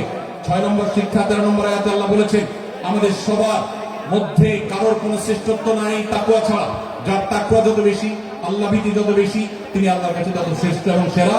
7 নম্বর সর্বশেষ শিক্ষা হলো 14 থেকে 18 নম্বর আয়াতে আল্লাহ রাব্বুল আলামিন ঈমানদারদের আলামত, মুনাফিকদের আলামত উল্লেখ করেছেন। সেখান থেকে শিক্ষা নিয়ে আমরা আমাদের ঈমানকে পরখ করার চেষ্টা করব, আমাদের আমলকে পরখ করার চেষ্টা করব। আল্লাহ তাআলা আমাদেরকে সূরা হুজুরাতের আলোকে আমাদের জীবনকে গঠন করার তৌফিক দান করবেন, আমিন। আল্লাহ তাআলা আমাদের সবাইকে আজকের এই তাফসীর কোরআন মাহফিল থেকে সূরা হুজুরাতের এই 7টি শিক্ষাকে ধারণ করে ভালো মুসলমান, যে মুসলমান সম্পর্কে নবীজি বলেছেন আল মুসলিম আখুল মুসলিম, মুসলমান মুসলমানের ভাই। যে হাদিসে নবীজি বলেছেন যে আল মুসলিমু মান সালিমাল মুসলিমুনা মিন লিসানি ওয়া ইয়াদি, মুসলমান সে যার হাত আর মুখ দ্বারা অন্য কোন মুসলমান কষ্ট পায় না, নিরাপদে থাকে। আমরা আমাদের সমাজকে শান্তিপূর্ণ সুশৃঙ্খল রাখতে হলে আমাদেরকে মুসলমান হতে হবে, ভালো মানুষ হতে হবে। আমাদের হাত মুখ দ্বারা কেউ কষ্ট পাবে না, কারোর হক নষ্ট করব না, কারোর অধিকার নষ্ট করব না, কারোর কষ্টের কারণ হব না, কাউকে আঘাত করব না, কাউকে গালি দিব না, কারোর কোনো প্রকার অধিকার খর্ব করব না, জুলুম করব না। আল্লাহ তাআলা আমাদের সবাইকে কোরআন এবং হাদিস যে মুসলিমের চিত্র অঙ্কন করেছে, কোরআন এবং হাদিসে মুসলিমের যে রূপরেখা বর্ণনা করেছে, কোরআন এবং হাদিসে যে আদর্শ মুসলমানের চিত্র উপস্থাপন করেছে, আল্লাহ আমাকে, আপনাকে, আমাদের সবাইকে সেই মুসলমান হওয়ার তৌফিক দান করবেন, আমিন। ভাইরা আমার, আমরা মুসলমানরা যদি কোরআন হাদিসের আলোকে সে আদর্শ মুসলমান হতে পারি, বিশ্বের মানচিত্র পরিবর্তন হতে সময় লাগবে না, বাংলাদেশের পরিস্থিতি পরিবর্তন হতে সময় লাগবে না। তবে সবকিছুর আগে আমাদেরকে বদলাতে হবে, আমাদেরকে মুসলমান হতে হবে, কোরআন এবং হাদিসের বাস্তব অনুসারী হতে হবে। প্রকৃত কোরআন হাদিসের অনুসারী হতে পারলে ইনশাআল্লাহ ইসলামের জয় হবে, কোরআন হাদিসের বিজয় হবে, মুসলমানদের বিজয় হবে, মুসলমানদের দুর্দিনের পরিবর্তন আসবে। আমরা বিশ্ববাসীকে দেখাতে পারবো আমরা সবচেয়ে আদর্শবাদী, আমরা বিশ্বের মানবতার সবচেয়ে বড় আমরা অনুসারী এবং মানবতাকে সবচেয়ে বেশি প্রতিষ্ঠাকারী। আল্লাহ তাআলা আমাদের সবাইকে বিশ্ব মানবতাকে, আমাদের ইসলামের সৌন্দর্যকে আমাদের ব্যক্তি জীবনে চর্চা করার মধ্য দিয়ে, পরিবার এবং সমাজের চর্চা করার মধ্য দিয়ে ইসলামের সৌন্দর্যকে আল্লাহ তাআলা তুলে ধরার তৌফিক দান করুন। জাযাকুমুল্লাহু খায়রা ওয়া আখিরু দাওয়ানা আলহামদুলিল্লাহি রাব্বিল আলামিন। ওয়াসসালামু আলাইকুম ওয়া রাহমাতুল্লাহি ওয়া বারাকাতুহু। নারায়ে তাকবীর, লিল্লাহি তাকবীর। আল কোরআনের আলো, সংসদে জালো, বুকের মধ্যে জালো। সংগ্রামী তাওহীদি জনতা, 3 দিন ব্যাপী ঐতিহাসিক তাফসীরুল কোরআন মাহফিলের শেষ দিনের সমাপনী অংশে এই মুহূর্তে আমাদের মাঝে উপস্থিত হবেন বাংলাদেশের আলোচিত আলেমে দ্বীন, আন্তর্জাতিক খ্যাতি সম্পন্ন মুফাসসিরে কোরআন ডক্টর মিজানুর রহমান আজহারী সাহেব। আলোচনা পেশ করলেন মুহতারাম শায়েখ আহমদুল্লাহ হাফিজাহুল্লাহ। ডান দিকে যারা মাহফিলে বিশৃঙ্খলা করছেন, আমরা জানি এই জাতীয় বিশৃঙ্খলা করে মোবাইল চুরি করে এবং মানিব্যাগ চুরি করে। আমার মনে হয় এখানে তারা ঢুকে পড়েছে, তারা অনাকাঙ্ক্ষিত পরিস্থিতি তৈরি করে মোবাইল এবং মানিব্যাগ চুরি করতে চায়। সুতরাং চোর যদি না হন, পরিবেশ ঠিক করে দিবেন। যদি চোর না হন, আমাদের স্বেচ্ছাসেবক প্রশাসনের বাইরে কোনো কথা বলবেন না। যদি সেটা বলেন তাহলে বুঝে নেব আপনি মোবাইল চোর, মানিব্যাগ চোর। এই চোরগুলো করে চোরা এই জাতীয় পরিস্থিতি তৈরি করে তার পকেট থেকে মানিব্যাগ এবং ফোন হাতিয়ে নিয়ে লাখ লাখ টাকার বিজনেস করে থাকে। এখানে সেই জাতীয় চোরের উৎপাত ঘটেছে। দয়া করে কন্ট্রোল করুন। কন্ট্রোল করার জন্য বিনীতভাবে অনুরোধ করছি। আমাদের প্রশাসন, স্বেচ্ছাসেবক, পুলিশ, ডিবি যারা যেভাবে দিক নির্দেশনা দেবেন, প্রতিটা দিক নির্দেশনা ফলো করার জন্য বিনীতভাবে অনুরোধ। এটা আপনাদের কাছে প্রত্যাশা। যদি সেটা করেন, আগামীতে আবার এই প্রোগ্রাম হবে। যদি না করেন তাহলে প্রোগ্রাম হবে ইনডোরে।